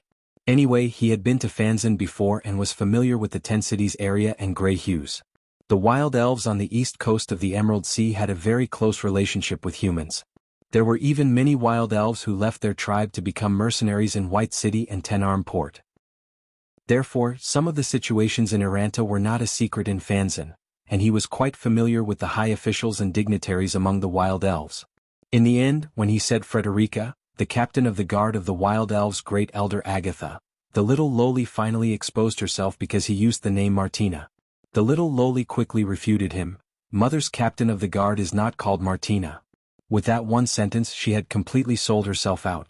And so, there was the previous scene. Now Brando finally figured out who this little girl was. She was the daughter of the wild elves' great elder Agatha, Phoenix. When he analyzed this point he couldn't help but be stunned. He realized that it wasn't the first time he had seen this little Loli. This naughty Loli was very famous in the history of the future Wond. About 60 years later, in the history of the Year of the Wolf, she went to the White Plains as a representative of Aranta and became the one who issued the mission to kill Ekis. In the entire Amber Sword, there were very few players who had experienced the first era who didn't know her. However, he couldn't help but look at this little Loli a few more times. No matter how he looked at it, he couldn't connect this little brat with the gentle and noble elf girl from history. The difference was too great. "Little Loli, how did your life go astray?"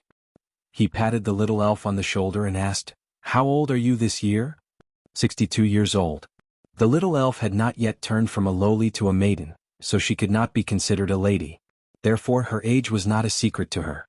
She straightened her back and replied loudly, as if she was not replying to her age, but to something important and sacred. She added, "I'm already very old." Elves reached adulthood at 120 years old, 62 years old. This was the rhythm of a naughty brat.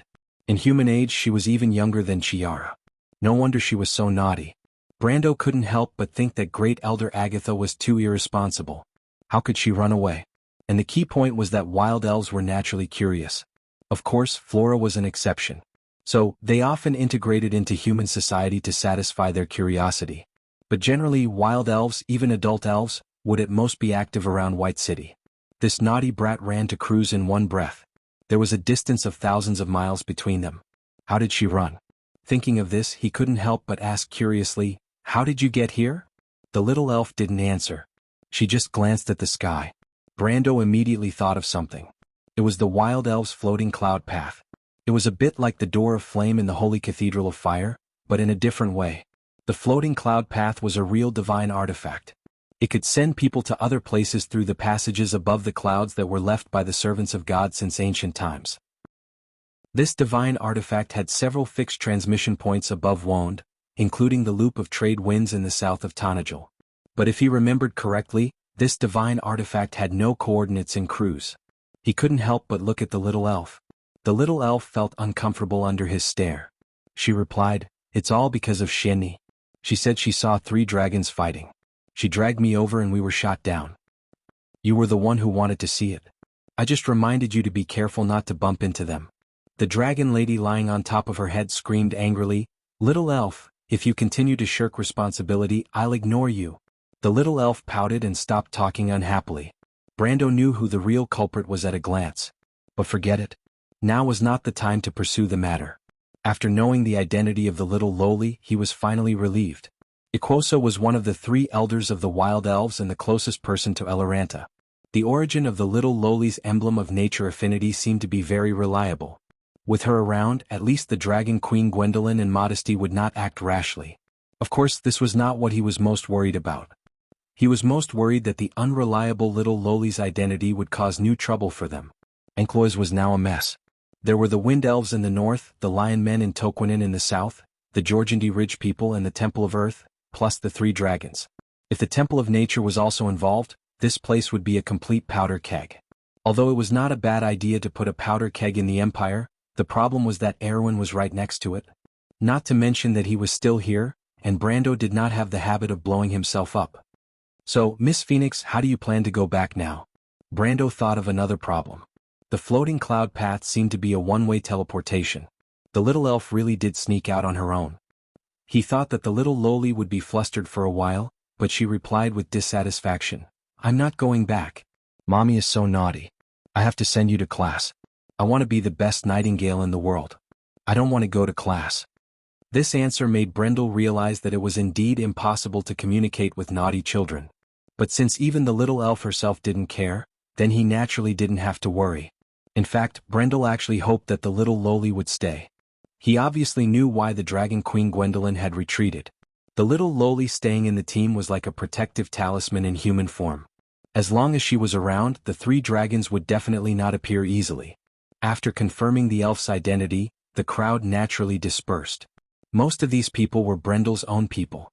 After all, he didn't want to reveal Phoenix's true identity for the time being to avoid trouble. However, Chiara and Romaine had more or less guessed the elf's identity when they were in the beehive. As for the former, Brendel wasn't worried. Chiara may be young, but she was unusually mature. On the other hand, Romaine was muddle-headed.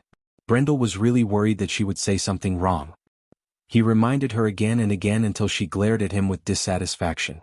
Only then did he understand that this merchant lady also knew the importance of the matter. After sending the others away, there were only a few people left in the clearing. Among them was the representative of House Cipher, Lady Chiara, who was yawning out of boredom, and the merchant lady who was quietly exchanging experiences with the little elf. As for what experiences they were exchanging, there was no doubt that it was the experience between naughty children. The remaining people were the Shire, who looked serious on the surface, and the female mercenary commander, Yuta, who looked very tired. For the entire day they had to rely on this lady's command. Although Maynard and Medisha also contributed a lot, Yuta was still the captain of the diplomatic team's guards. She had contributed the most, and now she looked like she was going to fall asleep if she closed her eyes. Apart from these people who had escaped with Brando and met the Dragon Queen Gwendolyn, there were also Princess Magadal, Dilfrey, and other members of the diplomatic team.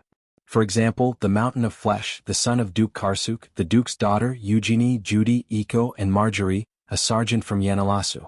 Lastly, there was Lady Mithril from the Dragon clan. Among these people, only Kiara and Roman could vaguely guess what Brando was going to say next. The Shire was here as Brando's aide and confidant, although in Tanajul, this position was usually held by Amandina. As for Yuta, she was the captain of the diplomatic team's guards, and Brando could not avoid her. As for the remaining two, as a dragon, Brando did not have to worry about her being surprised by these mortal affairs. Since it involved the internal affairs of the Dragon clan, he had to ask her to stay and participate in this secret meeting. In fact, Brando was very clear that even if he did not invite Mithril as long as she wanted to, there was no one in this forest that could not be heard by her. As for the other Erewhon members of the diplomatic team, Brando's feelings towards them were very complicated. As nobles, they were the closest to the crew's nobles, and he did need their help to pacify the crew's nobles who were in the midst of war.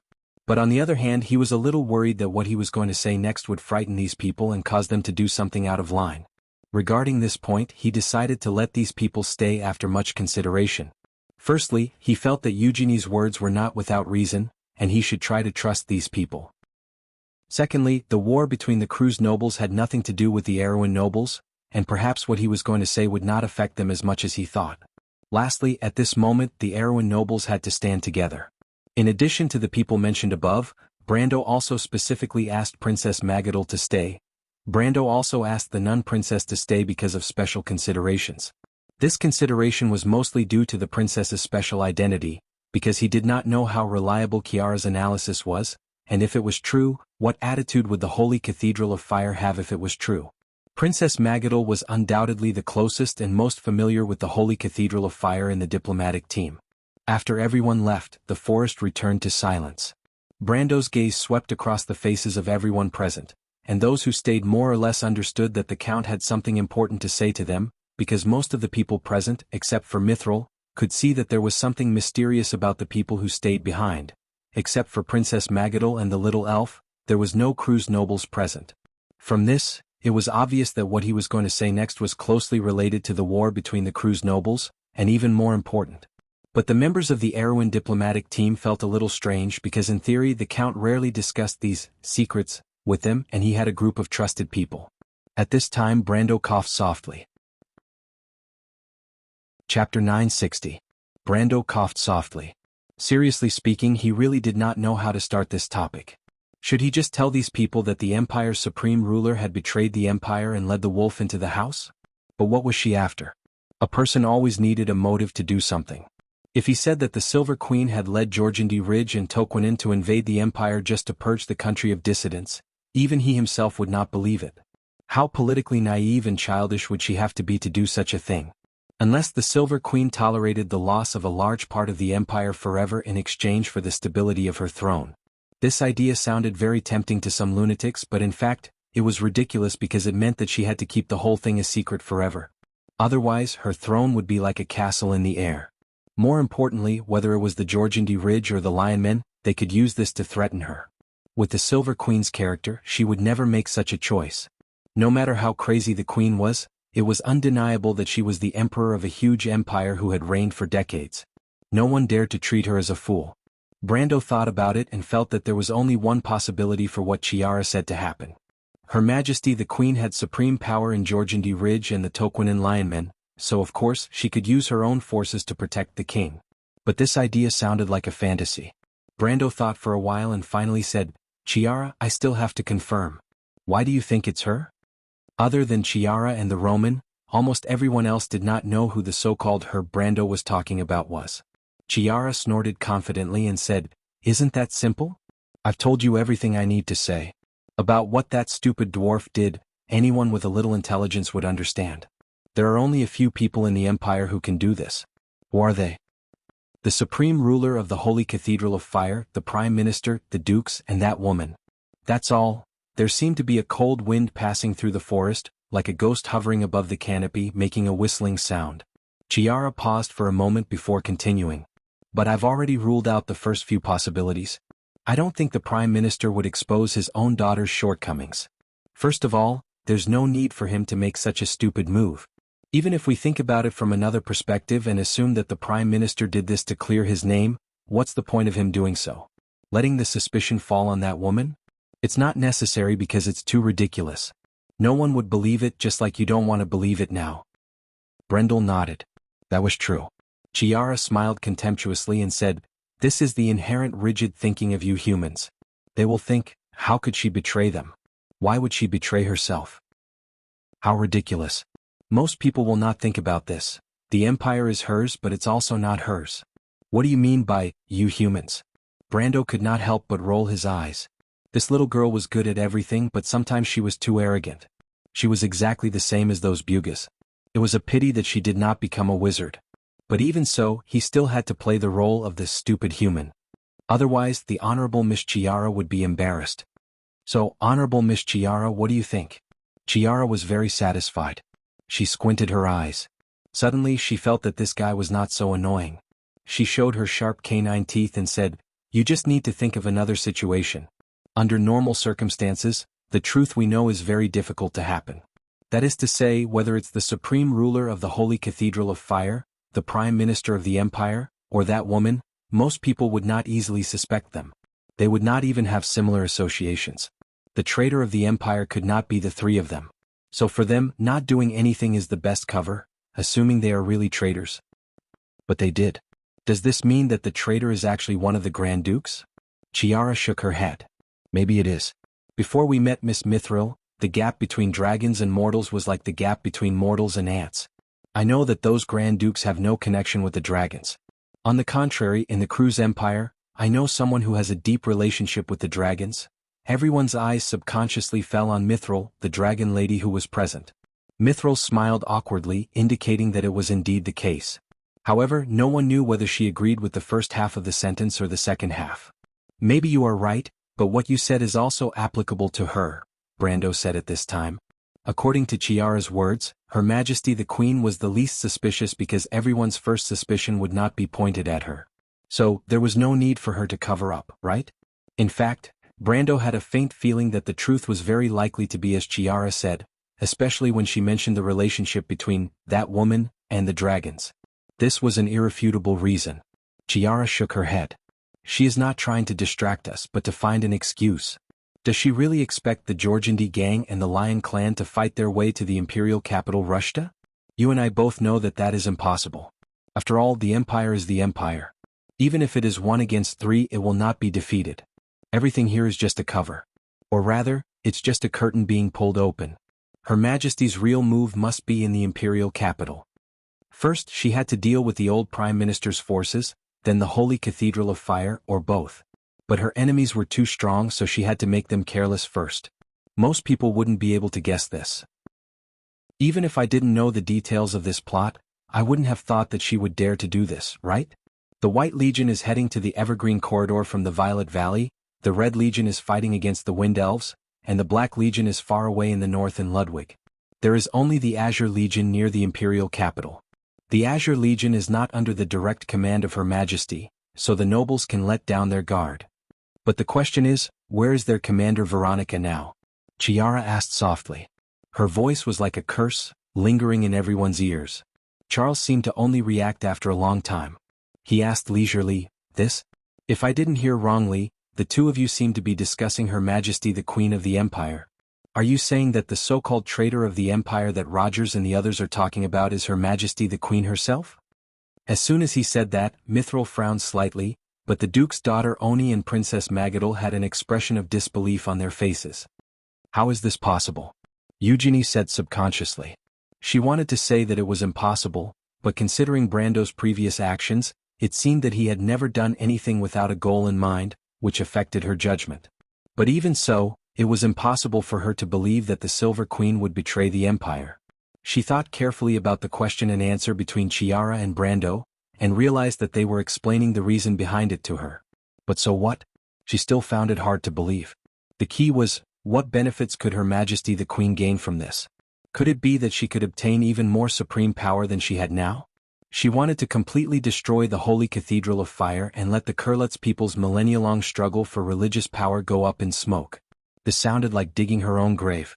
Not to mention the backlash from the Holy Cathedral of Fire itself, the other 3 holy cathedrals would not sit idly by. So other than this reason, what else could motivate her to do such a crazy thing?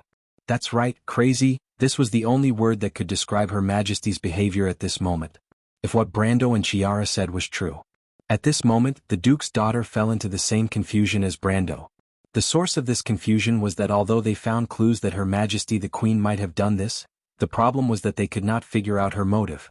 The only explanation now was that Her Majesty the Queen was completely crazy. But this explanation was obviously not satisfactory. As for Eichel and Princess Magadol, they only frowned slightly. The former had a kind of blind trust in Brando. If Brando said that Her Majesty the Queen betrayed the Empire, then Her Majesty the Queen must have betrayed the Empire. He only had to think about why she betrayed the Empire. Princess Magadol pursed her lips and did not say a word. But it was obvious that she was willing to believe in Brando, but she also found it hard to accept the fact for the time being. She was silent for a while before asking, "Is the Holy Cathedral of Fire in danger now?" "I don't know about this." Chiara spread out her hands and replied, "I can only guess that Her Majesty the Queen would do this. As for the result of her doing this, it could be that her conspiracy succeeded or it could be that she dug her own grave. But foreseeing all of this is the job of an astrologer." She added bitterly, "Although they have never predicted accurately, and will always give you an ambiguous answer." It was easy to imagine that some astrologer might have offended this young lady at some point in time because of her unwillingness to accept the situation. After asking this question, Princess Magadol fell silent again. Out of everyone, only the officer from Yanalasu opened his mouth and asked, "Everyone, if what the Count said is true, what should we do now?" He saw Brando looking at him and hurriedly bowed before continuing, "After this period of interaction, everyone should have established a certain understanding of each other. I believe that the Count has no reason to lie to us about this matter. We all know the Count's character. Furthermore, this is only a guess, and even if it is a guess, there is still a possibility of it happening. So, what I mean is, if the situation really develops as expected, how should we deal with it?" Brando looked at the officer in surprise. He did not understand why the officer would suddenly speak up for him. In fact, this was not a good thing, but he was already used to the traditional nobles of Erewhon standing against him. For a moment he was not used to having someone on his side. But for this question he already had an answer in his heart. He gathered these people here to let them know what to do so that they would not panic when the time comes. He could not believe that Cruz was in the situation. Now he could only trust these nobles that he brought out from Erewhon. This was a fact that he could not help but feel helpless about. He thought for a moment and replied, "The answer to this question is actually very simple. First, we have to confirm our identity. We are the ambassadors of Erewhon." It would have been better if Brando did not say so. Once he said so, everyone's faces immediately showed different expressions. Except for a few who snickered, most of them looked a little strange. Most of them were thinking that the Count still remembered their identity. Well, they were the ambassadors. But the problem was, what they did along the way was not what the ambassadors were supposed to do. Those who did not know would think that the people from Erewhon were a group of bandits. They burned, killed, and looted along the way, although they were targeting the nobles. Of course they did not dare to say this out loud. The Count had always been arbitrary. According to him, they were teaching the Empire a lesson for the glory of the kingdom, although it seemed like they were taking the opportunity to vent their anger. But at least there was one thing that everyone was convinced of. That was, as Brando said, the Empire did not seem to have the time to teach them a lesson. And now, it seemed that not only would they not teach them a lesson, but they would also become the Empire's heroes, if Her Majesty did not go crazy. The others did not agree with him and kept nodding. Only the Duke's daughter Eugenie did not have this habit. She asked, "Count, what you mean is that the war with Cruz has nothing to do with us. That is to say, for now we have two choices. Either we continue to move forward or we choose to retreat and return to Erewhon." "I'm afraid we can't retreat." The Shire shook his head. "Behind us are the people of Georgandy Ridge. We had a hard time breaking out, how can we go back?" "So the only way left is to move forward?" Roman asked. "More or less." Brando nodded. "But there are some changes to the plan. Our previous idea of trapping Lone seems unrealistic now. After all, the other party has 3 dragons. With them around, no matter how high the city walls are, they will be ashes under the flames. We have to find a way to leave Lone by boat and head to Metz or Cloak Bay. He glanced at the dragon lady and continued, our top priority now is to leave this troublesome place and send Madame Mithril out to inform the dragons. As for the rest, it's not something we can control. But how can they let us go so easily? Those are 3 dragons, Eugenie questioned. She looked at Mithril and asked boldly, Madame Mithril, may I ask if you can still fight in your current state? Mithril shook her head. I'm afraid it'll be difficult, young lady. We don't have to face the Dragon Queen directly. The sprites have nature affinity emblems on them, so they won't dare to act rashly. But I guess they will go to Lone Harbor to burn the ships ahead of us. This is a trick the dragons often play. Brando had already considered this question and answered confidently. Burning the ships? That's even worse. If the dragons really burn the ships in the harbor, won't we be trapped in Lone? Fatty Ephraim couldn't help but ask with a frown when he heard the news. Can we reach Azaf first? Marjorie asked further. Brando shook his head. The north was already filled with troops in Jorgendy Ridge. It was obvious that the crew's empire was retreating, and to break through the heavy encirclement and reach Azaf before the Lizard King was something that could only be imagined in his dreams. He replied, Don't worry, the Dragon Queen won't be able to burn all the ships. As long as we reach Lone, we will have a chance. So now we have to think about how to reach Lone. Everyone looked at the Count strangely, not understanding where his confidence came from. But now they had gradually developed a habit. Since Brando said that the Dragon Queen couldn't burn the ships, they would treat it as if she couldn't. Eugenie said, since the Count said that the Dragon Queen won't appear in person, then they will definitely send the Jorgendy Ridge people to intercept us. What we need to be careful of are the Jorgendy Ridge patrols.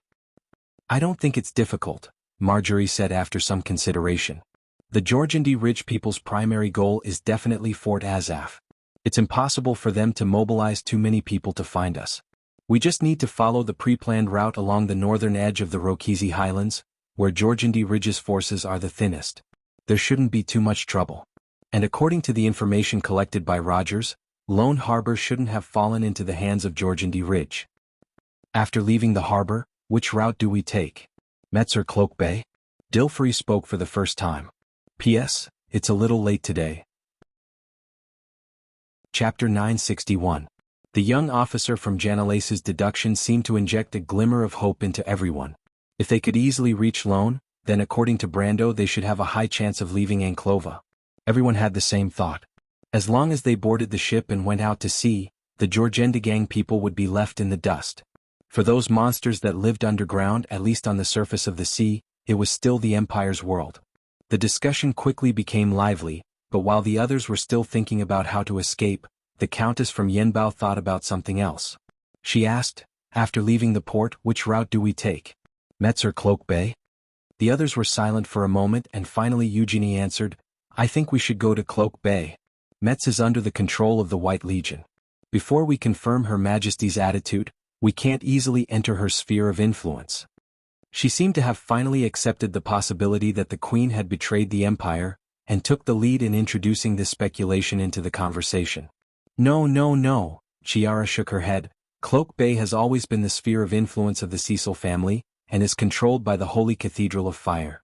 On the surface, it seems to be the furthest from the Queen's control, but in fact, since everyone knows this, then the Queen must also know this. If it were any other day, it would naturally be the furthest place from the Empire's Supreme, but now I think it might be the center of the vortex. That's not unreasonable. So we go to Metz, but what about the White Legion? Let's not talk about the White Legion first. In the north, other than the White Legion, there are also the territories of Ludwig and Grand Duke Helix. In such a place where local forces are complicated and deeply rooted, it is the most difficult place for the imperial power to intervene. Especially at a time like this, Her Majesty won't be able to free up her hands to sort out the intricate relationships in these places, so it's safer for us to go there, Chiara replied. The others looked at Brando, who nodded slightly, thinking that these nobles' descendants were not really useless. At least the plan they proposed was very feasible. He thought for a moment and replied, to Metz. Chiara was right.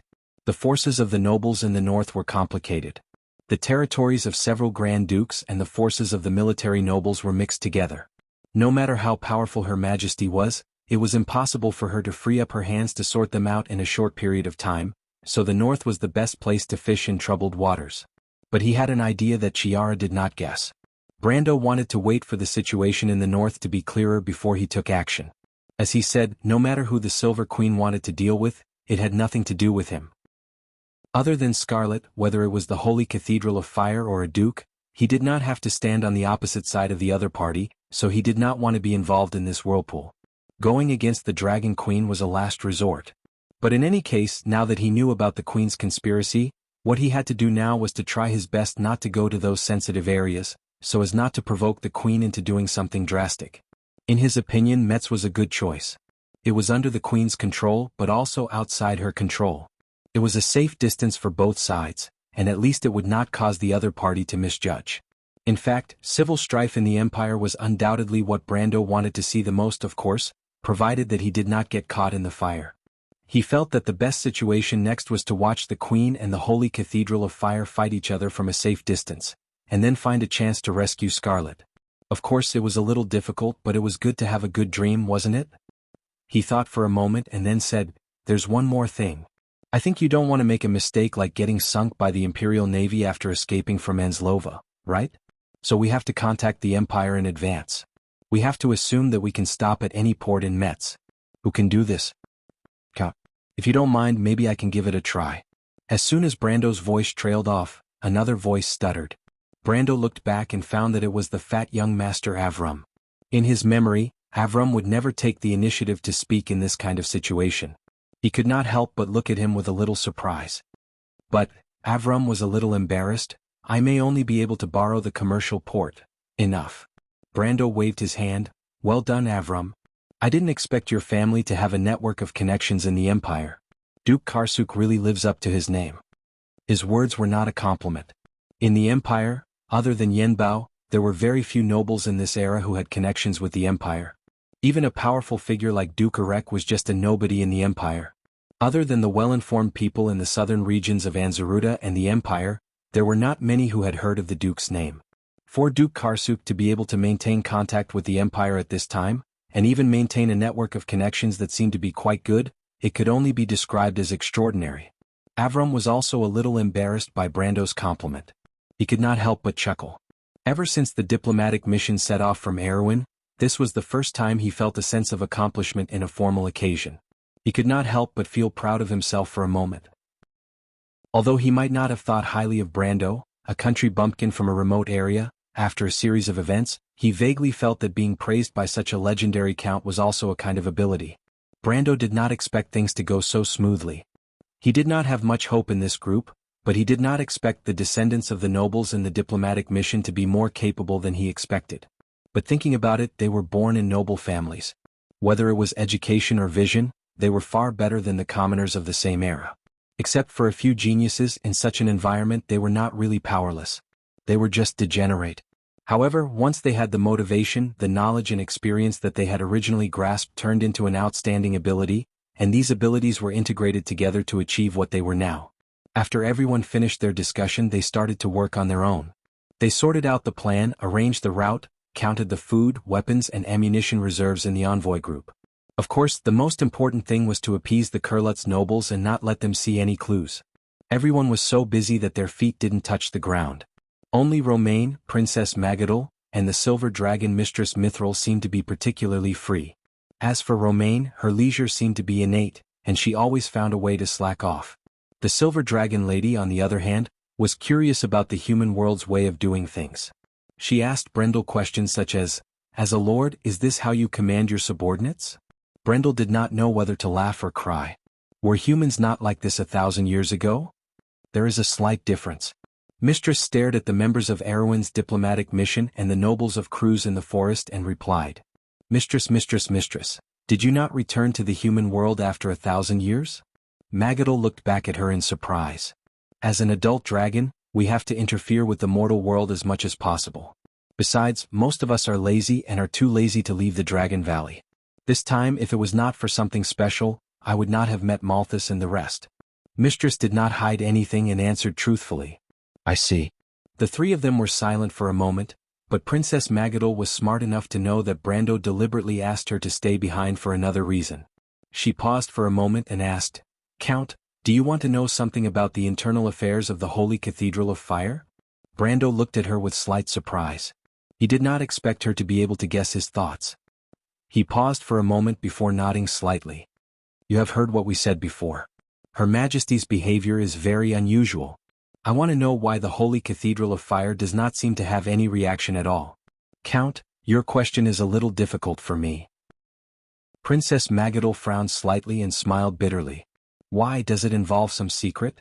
Brando asked. "If that is the case, Your Highness, you do not have to answer." "That is not the case." Princess Magadol sighed softly. "The decline of the Holy Cathedral of Fire began 150 years ago. When the son of Emperor Grantocrates was still on the throne, the old Prime Minister Nidevan suggested to support and win over the local and military nobles, gradually forming the tripartite balance of power that the Holy Cathedral of Fire had enjoyed for nearly 6 centuries since the year of Revelation. But gradually, the transcendent position that the Holy Cathedral of Fire had enjoyed since the year of Revelation gradually collapsed. The rising nobles and the greedy military nobles pressed on step by step, dividing the empire into two, one in the north and one in the south. The royal family finally won a chance to breathe. When the 11th son of Emperor Grantocrates, the father of the Silver Queen, passed away today, this wise emperor held a sword in one hand and a scepter in the other on his sickbed, as if to announce his life's achievements. After the death of Emperor Grantocrates, the Silver Queen ascended the throne and gradually began to take back the excessive power in the hands of the local nobles. On one hand, she continued to suppress the Holy Cathedral of Fire. On the other hand, she began to be wary of the nobles in the north. The hidden dangers of her father's extreme methods were solved by her one by one. Although the Iron Queen did not have a good reputation among the nobles, she was still one of the toughest female emperors in the history of Cruz. It could be said that she paved the way for the reform of Kurlutz. Behind her, the eldest son, Leneret, made the eagle of the empire soar in the sky in one fell swoop. At the peak of the empire, it was even the only country on the continent of Vaunt that could compete with the equally powerful Madara of that era. This was the shame of the empire's weakness for nearly 30 years since the fiasco of the Wilderness of the Four Territories in the Silver Year, and after that, the Kurlutz Empire ushered in the heyday of royal power. This was the original history that Brando was familiar with. The rise of Cruz's imperial power and the decline of religious power, but in this world, only a few people knew that this history had changed from the moment Jorgendy Ridge set foot on the surface world. Whether it was a saint like Dides of Wagner who had an insight into the future, or a wise figure like Vala of the Leo Palace, none of them could detect this. However, for every clergyman of this generation who was born in the year of the croaking frogs and experienced the whole process of the Holy Cathedral's rise to decline, this past history was full of unusual heaviness and unwillingness. So much so that the many documents that recorded this history sealed in the Hall of Candlelight were full of helplessness and lamentation. And every clergyman who read this history would involuntarily give birth to too many ifs in their hearts. If the previous generation of clergymen were not so arrogant and conceited, if the clergymen of Rosher's generation could face the power of themselves and the local nobles earlier, if the Holy Cathedral at that time was not so gullible to the so-called absolute control over believers and faith for centuries, perhaps today's Cruz would be a different person. Like some low-ranking clergymen, Vala also liked to read about the past of the Holy Cathedral in the aisle of the Hall of Candlelight. However, as the head of the Holy See of the Leo Palace, he still enjoyed some small privileges after all. For example, a special seat, a comfortable chair, and a special candlestick. Most of the monks were familiar with some of the habits of His Excellency the Great Priest, so they would arrange everything in advance. And this great figure who had been in charge of the Holy Cathedral since the year of the lute also enjoyed this small special treatment. This had nothing to do with whether it was comfortable or not, but it represented a symbol of power. One of a kind and supreme. Ra wasn't a person who was greedy for power. Compared to those nobles who lived in a drunken stupor, his life was more like that of an ascetic. He didn't enjoy much and was even a little too poor for someone in his position. He rarely appeared in the sight of his believers. Although he was famous in the imperial capital, there weren't many people who truly understood him. Among his few opponents and allies, Her Majesty the Queen might be one of them. However, Vala valued his authority very much. He believed that this was one of the most important things that the Holy Cathedral had lost in the past century because they did not pay attention to it. Today, as usual, after the great priest finished reading the last paragraph, he placed a silk bookmark, closed the book and flicked his finger lightly, The flame on the silver candlestick flickered and then extinguished. He meticulously placed everything back in its original position, but did not stand up from his chair. Instead, he put his hand on his red frock and waited quietly. A moment later, Sydney, who was known as the Saintess of the Lion Holy Palace, walked over from the other end of the corridor like a ghost. The lady first glanced at the books on the bookshelf that had traces of being touched. As usual, the books that Vala read the most were still records related to that period of history. She frowned slightly without any expression, but did not say anything. She just replied in a reciting tone, "Grand Duke Helix was only injured by an assassin and is now living in the Rose Garden. As for the rumors, it was made up by a person named Nickel." "Who is that?" Vala asked. "An insignificant person who has been hiding in Accordion Alley recently." "What about now?" "He is in the dungeon of the Inquisition. Did you get anything out of him?" "This person contacted Eugene about half a month ago." Vala seemed to be thinking about a question, so his eyes were focused on the silver candlestick, motionless. After a while he asked, "Eugene, the High Priest of the Kocha region?" Sydney nodded.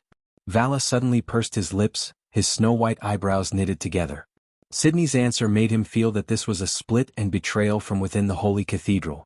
The Kocha region was near Lust Tower, and the importance of the High Priest in this region to the Holy Cathedral of Fire was self-evident. He was the first to respond to Her Majesty's call, and there were 11 people who arrived at Lust Tower with him. "Investigate them. Caesar has already begun to do so." "Have you found out who assassinated Duke Helix?" "It seems to be the same group of people." Vala frowned slightly, smelling a hint of conspiracy. This was no longer just a betrayal, someone was targeting the Holy Cathedral. He was keenly aware of this. The Holy Cathedral's enemies in the Empire were all from 3 sides: the rebellious military nobles in the north of Metz, the southern nobles led by the Palat family in the south of Anzaruta, and Her Majesty the Queen. Who was it? Recently, Her Majesty has been very close to Chancellor Nydivan. Sydney said at this time. Vala raised his eyebrows. "Who told you that?" "Duke Cecil." "What else did he say?" Sydney did not say a word. She was not good with words, but Vala seemed to have understood her meaning. "What does Her Majesty want to do?" "There is one more thing." "Huh?" "About a month ago, Nydivan's daughter went to Anzaruta." Sydney replied quietly. "Nydivan's daughter?" Vala thought for a moment before he realized that Sydney was talking about little Nydivan. He was slightly dazed for a moment before he asked with some doubt, "That stubborn little girl, I remember her name, Delphian?" "Yes, that's her name." Vala tapped his forehead with his finger and suddenly frowned. "She went to Anzaruta, a month ago. What did she do there?" Chapter 962. The Prime Minister's daughter could go wherever she wanted. It had nothing to do with the Holy Cathedral, but Vala knew that the Saintess of the Leo Palace was not one to talk nonsense. She crossed her fingers in front of her chest and waited for Sydney to continue. The candlelight in the candlelight hall shone on the lady's short platinum hair, leaving a deep shadow under her forehead and on the other side of her straight nose. Sydney said quietly, "She and the leader of Erewhon's delegation had a feud because of Viscount Elman's death. This time she went because of him. But there was someone behind this. Before Delphian left the imperial capital, she visited Count Freud and borrowed the demon-slaying spear. As far as I know, although Count Freud was the father of Viscount Elman, he was connected to Miss Delphian through a man named Price. This man is the butler of the vice president of the Archaeological Association, Freeman Laelis. Freeman Laelis had revealed the information about the demon-slaying spear and Count Tonagel to the two of them at the same time. So this little girl's trip was arranged in advance." Vala listened quietly and replied, "I can smell a conspiracy in this. It means that someone wants to deal with Prime Minister Nydivan or Count Freud. But what does it have to do with us, Sydney?" "Freeman Laelis is very close to Bishop Eugene." Vala sat in the chair and was silent for a moment before replying, "It's commendable that you found the connection so quickly. It seems that we are about to see the truth. What happened to the little girl after she went to Anslois?" After that, there was the turmoil in Anslois and the invasion of Georgian Rich. This went without saying, but Sydney knew that this was not what the head of the sanctum wanted to hear. "She's missing," she replied. "Is Freeman Laelis and Eugene's relationship on the surface?" Vala asked again. "Yes. So it's not difficult for outsiders to connect to us through him." The old man knocked on the armrest of the chair and said in a low voice, "Little Nydivan treats his daughter like a treasure. She's a spoiled girl. Now that she's missing and the person behind this has a close relationship with the Holy Cathedral, it's hard for the Prime Minister not to connect it to us. The world isn't blind. What good will it do us to harm a little girl? Sydney asked. Little Nidevan is no fool. Besides, his father isn't dead yet. We'll know soon enough. Vala shook her head slightly. Sydney frowned deeply. She looked at the Supreme of the Holy Cathedral with dissatisfaction. This answer was so similar to 40 years ago. His Majesty has gone too far recently, High Priest. Vala's thick eyebrows lifted slightly. Two sharp eyes seemed to burst out from his deep eye sockets and fell on the face of the statue of the Leo Palace. This was his proud disciple. Under the platinum hair, under the flat forehead, under the platinum sword-like eyebrows, the pair of golden eyes shone with a clear and unflinching light. This gaze seemed to remind the old priest of himself when he was young. He sighed and sat back in the chair again. That's all. Don't mention it. You know, Sydney. Royal power and religious power have their ups and downs. This is the law of history. But secular power and divine power have been separated and monitored for thousands of years. This is the rule that has been agreed upon. His Majesty has reached out to the Holy Cathedral. This is an extremely dangerous thing. She's doing something wrong. You must stop her from repeating the same mistake, High Priest. Sydney was unmoved and replied indifferently. No, things haven't reached that stage yet. Sydney, you don't understand. There are some things you don't understand. Vala shook his head. Things haven't reached that stage yet. She's just greedy for power and doesn't want to give up the throne in her hands. For mortals, this is normal. We can't stand on the other side of His Majesty because of this. She may have gone a little too far, but it's still tolerable. Isn't teacher being too magnanimous towards His Majesty? Sydney's eyes revealed her annoyance and dissatisfaction. This is what we owe her. At least on this matter we can't openly oppose her. Remember, Sydney, this is not my order but my teacher's order. I have to obey this order and so do you. Vala replied in a low voice. You know, this is an agreement. As long as she's on the throne, we can choose not to support her but we can't oppose her. As long as she doesn't make the wrong choice on those key issues, we can't violate this agreement. Even this isn't a key issue. This is just a matter of the secular world, Sydney. Divine faith isn't born without roots, High Priest. Shut up. Vala scolded angrily. In fact, he understood this point, but some things couldn't be said like that. How dare you say such filthy and vulgar words in this sacred place, Lady Sydney? Don't let anger and resentment take over your heart. Take out your usual calmness. It's not suitable for you to continue talking to me now. Go and calm down. Sydney was slightly startled, but then she nodded slightly. I understand. She didn't explain further. She took one last look at her teacher's bookshelf, then turned around and left. But halfway through she turned back and asked, Is it because of the dragons? The dragons can't do whatever they want in this world, Sydney. They are far more restrained than we are. Vala shook his head. Everyone knows that Her Majesty has the dragons behind her, but the truth is far from that. If it's just the dragons, they won't be able to suppress the Empire. Remember, Sydney, this is the era of mortals. The will of the Empire is controlled by people like us, not by those high and mighty legends and fantasies. This world is the result of the efforts of our ancestors, so our noble faith is also rooted in this. The old man spoke a few words passionately, but suddenly he felt a little lonely. He sighed and said, The dragons owe Her Majesty a favor and so does the Holy Cathedral. I don't want to talk about the past for the time being. You can leave now, Sydney. You will understand one day. If there were other members of the Holy Cathedral here, they would be surprised by the old man's words, because it contained some thought-provoking information. It didn't just contain a secret, it even included the transfer of the supreme power of the Holy Cathedral in the future. But Sydney didn't seem to care at all. He just nodded slightly, then turned and left. Vala looked at his student's back and couldn't help but nod with satisfaction. This was the spirit that the successor of the Holy Cathedral should have. He was a clergyman born after the year of the croaking frogs. His generation was used to the ups and downs of history and the changes of the general trend. The fall from high to low and the change of status had a deep impact on his generation of clergymen. Ordinary difficulties rarely made this wise old man frown. The Holy Cathedral's present and past were inevitable in his eyes. It was difficult to change and irreversible, but at least he still had an outstanding disciple. Vala hoped that Sydney's generation might be able to change today's predicament. It was indeed a predicament. Perhaps even in this majestic Holy Cathedral, few people would understand how predicament the Holy Cathedral was in today. The old man shook his head. He couldn't help but think of his teacher's generation of clergymen.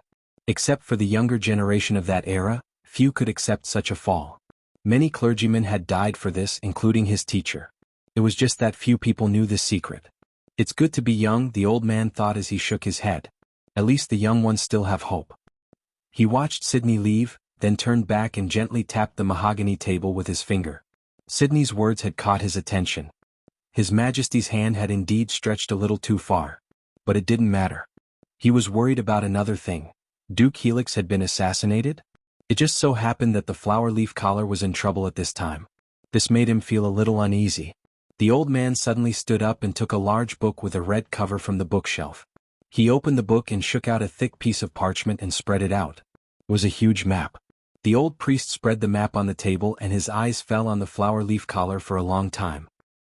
He raised his eyelids slightly and continued to look north along the hills to the north of Fort Ravov until he saw a crisscrossing mountain range. The name of the place was marked with beautiful cursive characters on the map. Markesh. Bless Martha, Vala whispered, please don't. He put down the map and closed his eyes. After a long while he picked up the bell on the table.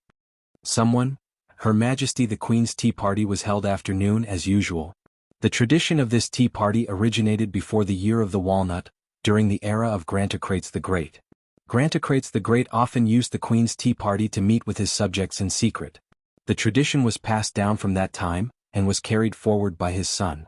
The great emperor's 11th son, the previous emperor, had discussed the holy sanctum with old Nidevan during the tea party more than once. Later, the plan that was born during the tea party was maliciously called the Tea Party Conspiracy by the clergy, and it was even widely sung by bards. Today, the Silver Queen's tea party had become a custom. Every week, on 3 days, Her Majesty would hold a tea party in the Rose Garden. However, in this era, the officials were no longer secretly invited to the tea party. Instead, it was open and above board, and it had become a symbol of status and honor. But today, the atmosphere in the drawing room on the east side of the Rose Garden was a little strange. No one in the room opened their mouths. It was as if a spell had been cast on everyone. They sat in their seats without blinking or speaking, just like a group of puppets.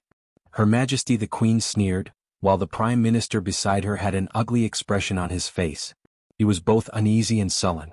Below him, the other nobles were mostly looking down, as if they were afraid of getting into trouble. But without exception, all of their eyes were focused on the sheepskin parchment on the coffee table in the living room. Their eyes were filled with deep meaning, as if the parchment had recorded something very strange. Vjadna, a month ago, Delphian really went to Anslova. This.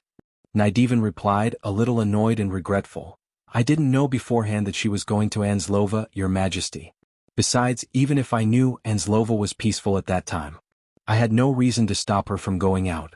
My father only forbade her from leaving the Empire, but within the Empire, my daughter is still free.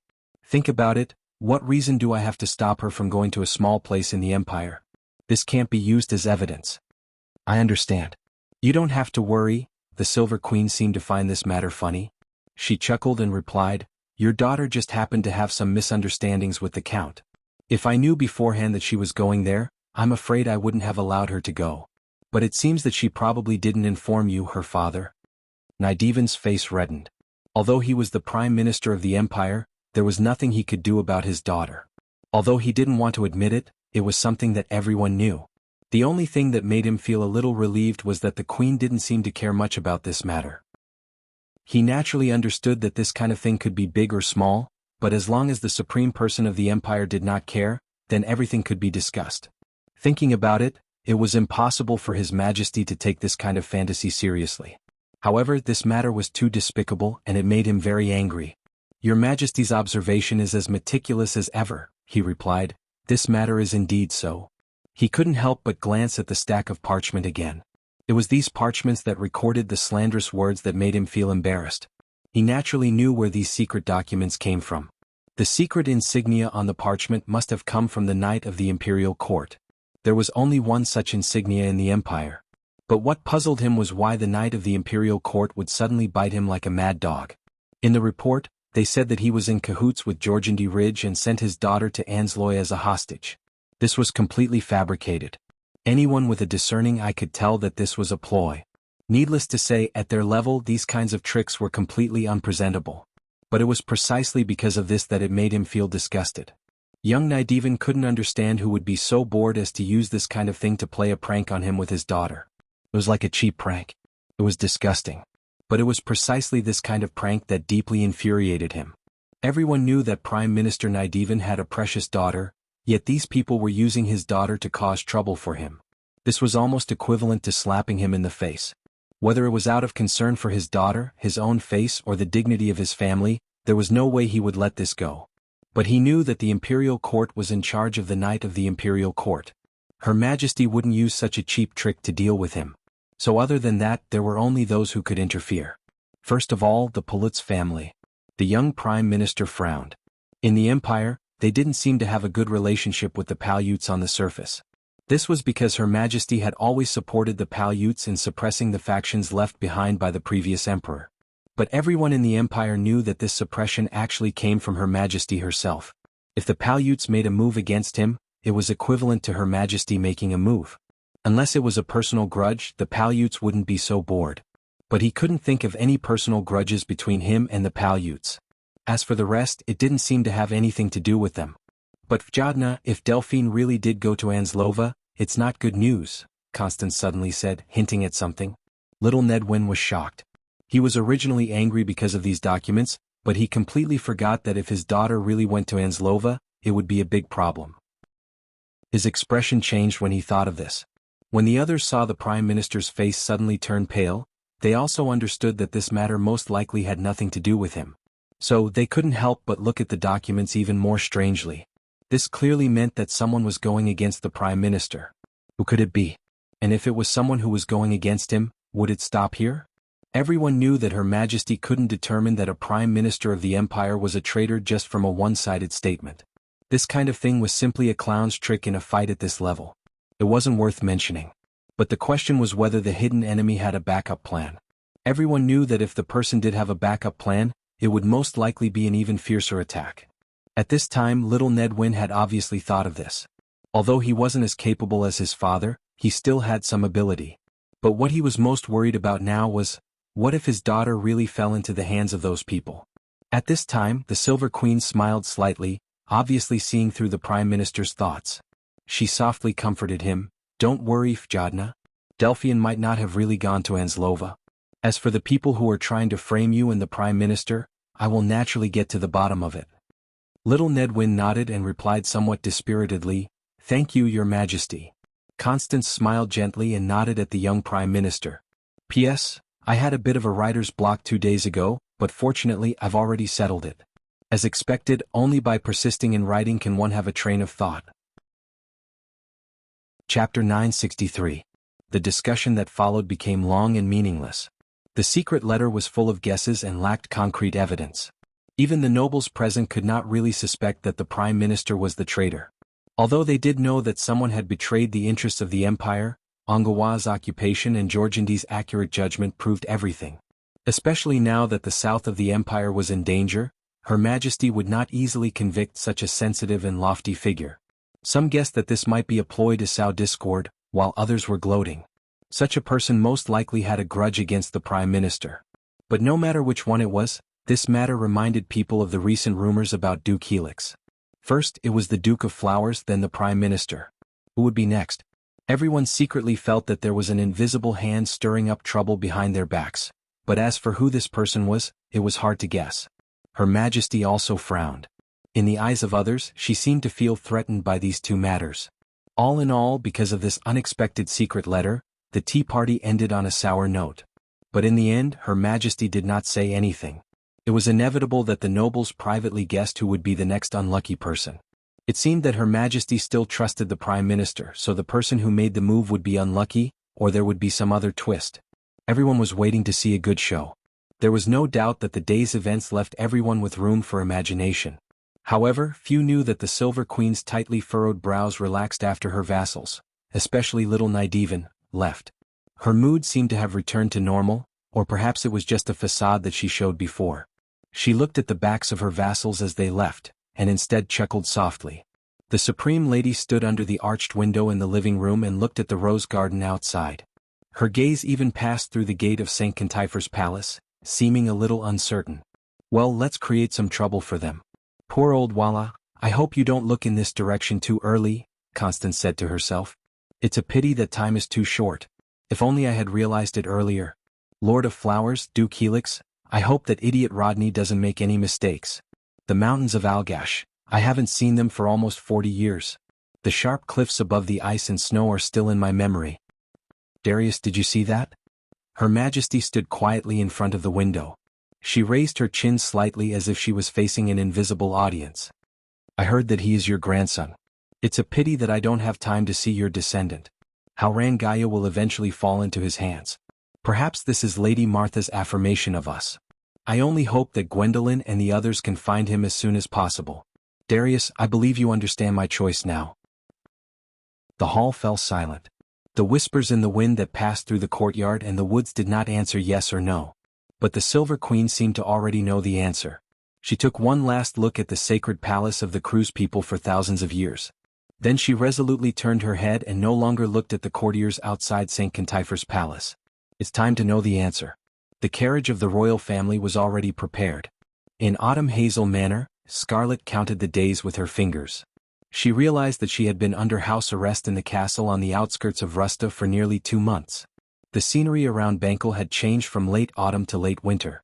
While it had yet to snow in the south of the Iron Thistle Mountains, the gradually colder weather and the increasing number of winter coats showed the changes of the 4 seasons.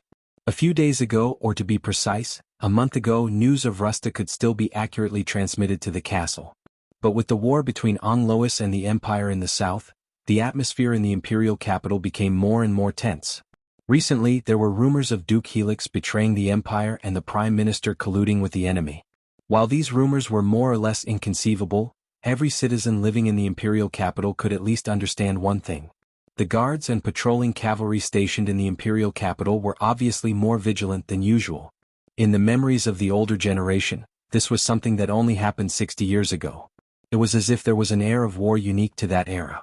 Everyone began to feel nervous. It was the same for the maids in the manor as well. Bertha had recently reduced the number of times she went out.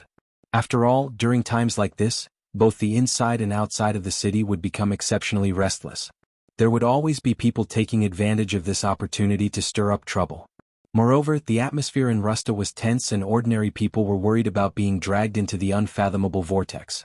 And because of this or that, news from the outside gradually became isolated from the inner manor. The news of the war at Anglois also becoming less and less. People gradually became more and more concerned about whether the Empire would lose Anzaruda instead of the safety of the Count from Erwin. And because of that, there was even less news about Brando. In fact, ever since the fall of Greystone Town, there had been no news about the Count. For Bertha and the others, the only thing they were thankful for was that at least their Countess still believed that the legendary Count of Tonagel was safe and sound. Otherwise they wouldn't know how to comfort her. Although privately they more or less believed that the unlucky Count had died in Anzaruda. On this day, Bertha was drying clothes on the balcony of the manor as usual. Suddenly she saw a carriage passing through the forest like a ghost. When she saw the coat of arms on the carriage, she cried out in fright and hurriedly rushed down from the 3rd floor of the castle to the hall on the 1st floor. When she pushed open the heavy wooden door of the hall and wanted to remind the nominal owner of the manor who had arrived, she cautiously kept her mouth shut. There weren't only her close friends in the hall. In fact, the mountain maidservants were standing in 2 rows behind Scarlet, trembling in fear. And right in front of the Countess, there was another woman. In fact, in the Empire, very few people dared to treat her as a woman. The Silver Queen stood in front of the mountain maidservant. She didn't bring anyone with her except for her coachman and attendants. Her coachman was waiting outside the manor, and her attendants were standing outside the door as per her orders. In other words, the supreme ruler of the Empire was facing Scarlet alone. The group of mountain girls were not worried that their countess would say something unpleasant, but that she would suddenly make a move on the queen and kill her here. This was something that had happened before, although it was unbelievable that the queen did not pursue the matter. And this was the first time Constance had come to see Scarlet in person in the past 2 months. I think you know why I'm here today. The Silver Queen didn't intend to beat around the bush today. She stared into Scarlet's eyes and went straight to the point. Today I need your answer. But this didn't move Scarlet in the slightest. The mountain maiden pursed her lips and glared fiercely at the queen. If she could, she would have stabbed her like last time. But this time she found that she couldn't summon the azure lance. Just a moment ago, Ovina warned her to be careful and protect herself. As the owner of the Azure Lance, she must be responsible for her. She must not die meaninglessly in this godforsaken place. Those were the lady's words, but Scarlet felt that there was more to it. You think I can't do anything to you if you don't open your mouth? Have you forgotten what I said last time? For you, I can declare war on any force in this world without hesitation, whether it is Aween or the Bugas. You should understand my determination and don't anger me. If I want to kill your lord, it won't be much harder than squashing a bug, little girl. Constance replied calmly. Scarlet trembled slightly when she heard this. But it wasn't out of fear, it was out of anger. The queen could clearly see the anger in the mountain maiden's eyes. She didn't say anything, but if the anger in her eyes could express her thoughts, Constance felt that she had been burned to death countless times. Constance had obviously predicted this reaction. She sighed softly, silly child. You must think that I must stand on the opposite side of you. But have you ever thought that I'm the emperor of the empire, and your lord is just a mere Earl of Erwin? There's no conflict between us other than your allegiance. In fact, not only that, I can even help him and let him rise to the top. If he's willing to serve me, then what's the difference between serving me and serving him? Her Majesty changed her tone and said softly. These words made Bertha and the others almost unable to believe their ears. Their first reaction was to look at their earl in surprise, wondering who this lady was. Was she the queen's illegitimate daughter? Of course, they only dared to stay in their hearts for a moment at most, and then quickly threw it to the back of their minds. It was as if they were about to be hanged just for having such thoughts. Fortunately, the Silver Queen obviously didn't have the ability to read minds, so she couldn't know what strange thoughts these maids had. After she finished speaking, she waited for Scarlet's answer. Today's Silver Queen seemed more confident than that day, as if she wasn't worried that the Mountain Maiden would reject her. Scarlet listened to her words and her eyes moved slightly, but she still looked at her with deep suspicion. You don't believe me? Constance asked with some dissatisfaction. However, she did feel a little defeated by this stubborn girl. Whether it was a glib tongue or a firm resolve, she could find a solution. However, Scarlet's behavior was appropriate for her identity, the daughter of a mountain maiden. Her silent suspicion made the Silver Queen think that she was from Ludwig or Metz. She was blind and stubborn, and they always had an instinctive suspicion of any words. Scarlet still didn't answer, but this already represented her attitude. If it was in the past, the Silver Queen would most likely leave in a huff, but today she gave a look to the maids, and they quickly left in fear and trepidation. After everyone left, the Silver Queen opened her mouth and said, I know you don't believe me, but I don't have much time. I just want you to understand that your lord and I are the same kind of people. You think I don't know him? Constance looked at Scarlet with a sense of superiority. You're wrong, little girl. I know him better than you. I know who he is. You're the daughter of a mountain maiden, so you must have heard of the legends of the mountains, right? She didn't give Scarlet a chance to refute and asked quickly. Scarlet still didn't answer this question. However, the Silver Queen didn't need the girl to answer, because she knew that the legends of the mountains were passed down from generation to generation. Although they migrated along the mountains, the ancient traditions were passed down from generation to generation. Then you should know that in the legends of the Dark Forest, the blood of the mountain maidens flows with noble blood. Some of it even came from the era before the War of the Holy Saints. The Dark Dragon ruled the Myrna Empire, but the Druids also submitted to him. In fact, it was far more than that. The Earth Holy Temple and the Lion Clan were the same. The Eternal King also had another group of subordinates, and that was the Mountain Maidens.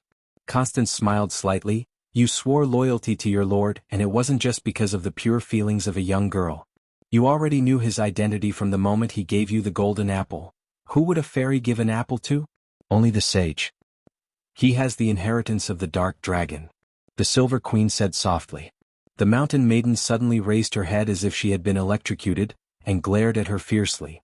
Her extreme reaction startled Constance, and the latter was stunned for a moment before realizing that the maiden suspected that she would harm her lord. The queen didn't know whether to laugh or cry at this moment. She had seen stubborn people before, but it was the first time she saw someone as stubborn as this little girl. Constance couldn't help but feel that it was a pity that she didn't meet this silly girl earlier. She cursed Brando in her heart, and then stretched out her right hand to let Scarlet see the Ouroboros snake ring on her right index finger. Scarlet stared at the ring warily. After being by Brando's side for so long, of course she recognized the meaning of this ring. Don't worry, I'm not showing you my identity. This ring is dispensable to me, and the so-called secretive organization of All for One is just SOSO in my opinion. The queen gently took off the ring and threw it aside, dismissing this token that was extremely important to the believers of All for One as if it was trash. She let it fall into a dark corner without even looking at it. She replied, "I'm just telling you how I know your lord's secret, and I know even more. Erwin has no secrets in my eyes, and I even know that he has something to do with Amon's death." She chuckled, "All for One's infiltration of the Holy Cathedral of Fire has suffered a great loss because of your lord's intervention. I've kept it a secret for you for so long, I think you should repay me with something." But Scarlet looked up at the queen, then lowered her head again and shook her head stubbornly. "You think I'm lying? I'm with the Lord only because he is the Lord." As if for the first time, the mountain girl replied, "The Lord has never abandoned me and I will never leave him." "What a silly child," Constance was slightly startled. "What is it about him that makes you so fascinated?" She then sighed again and replied softly, "Well, you really are a stubborn girl."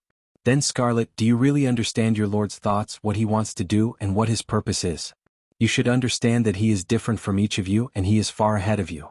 Do you think you can keep up with his pace with just the current you?" For the first time, the look in Scarlet's eyes softened slightly. "You understand?" The Silver Queen smiled.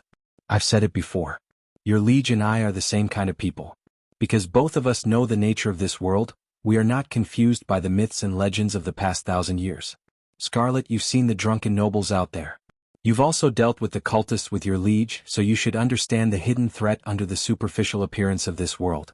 Do you think that people like me and him who clearly understand this will covet the power of the mortal world? That's just a myth of those short-sighted people who think they are infallible." As she said this, she reached out to the mountain girl. "Come, Scarlet, I'll show you what your lord and I are doing. You will understand that by helping me you are also helping him. It's just that his actions are aimless and I know better what I want to do." Constance stared into Scarlet's eyes and continued, "Do you remember what I said? Do you still remember what I told you? You won't kill me and you can't kill me. You'll soon understand why. The azure lance is on my side, Scarlet. You won't regret it." The mountain girl stood there in a daze, looking at the hand of the Empire's supreme being reaching out to her. She hesitated. And it was at this moment that she heard a clear voice in her heart. "Don't believe her, Scarlet." It was Ovina's voice. "You're tuning in to the Han Lee's Wuxia Adventures YouTube channel. We're so grateful for your support and don't forget to subscribe to join us on this incredible journey through captivating stories. Your generosity through donations truly makes a world of difference, as it's the primary source of revenue that allows me to expand and enhance this channel for you. Thank you from the bottom of my heart for being a part of this adventure.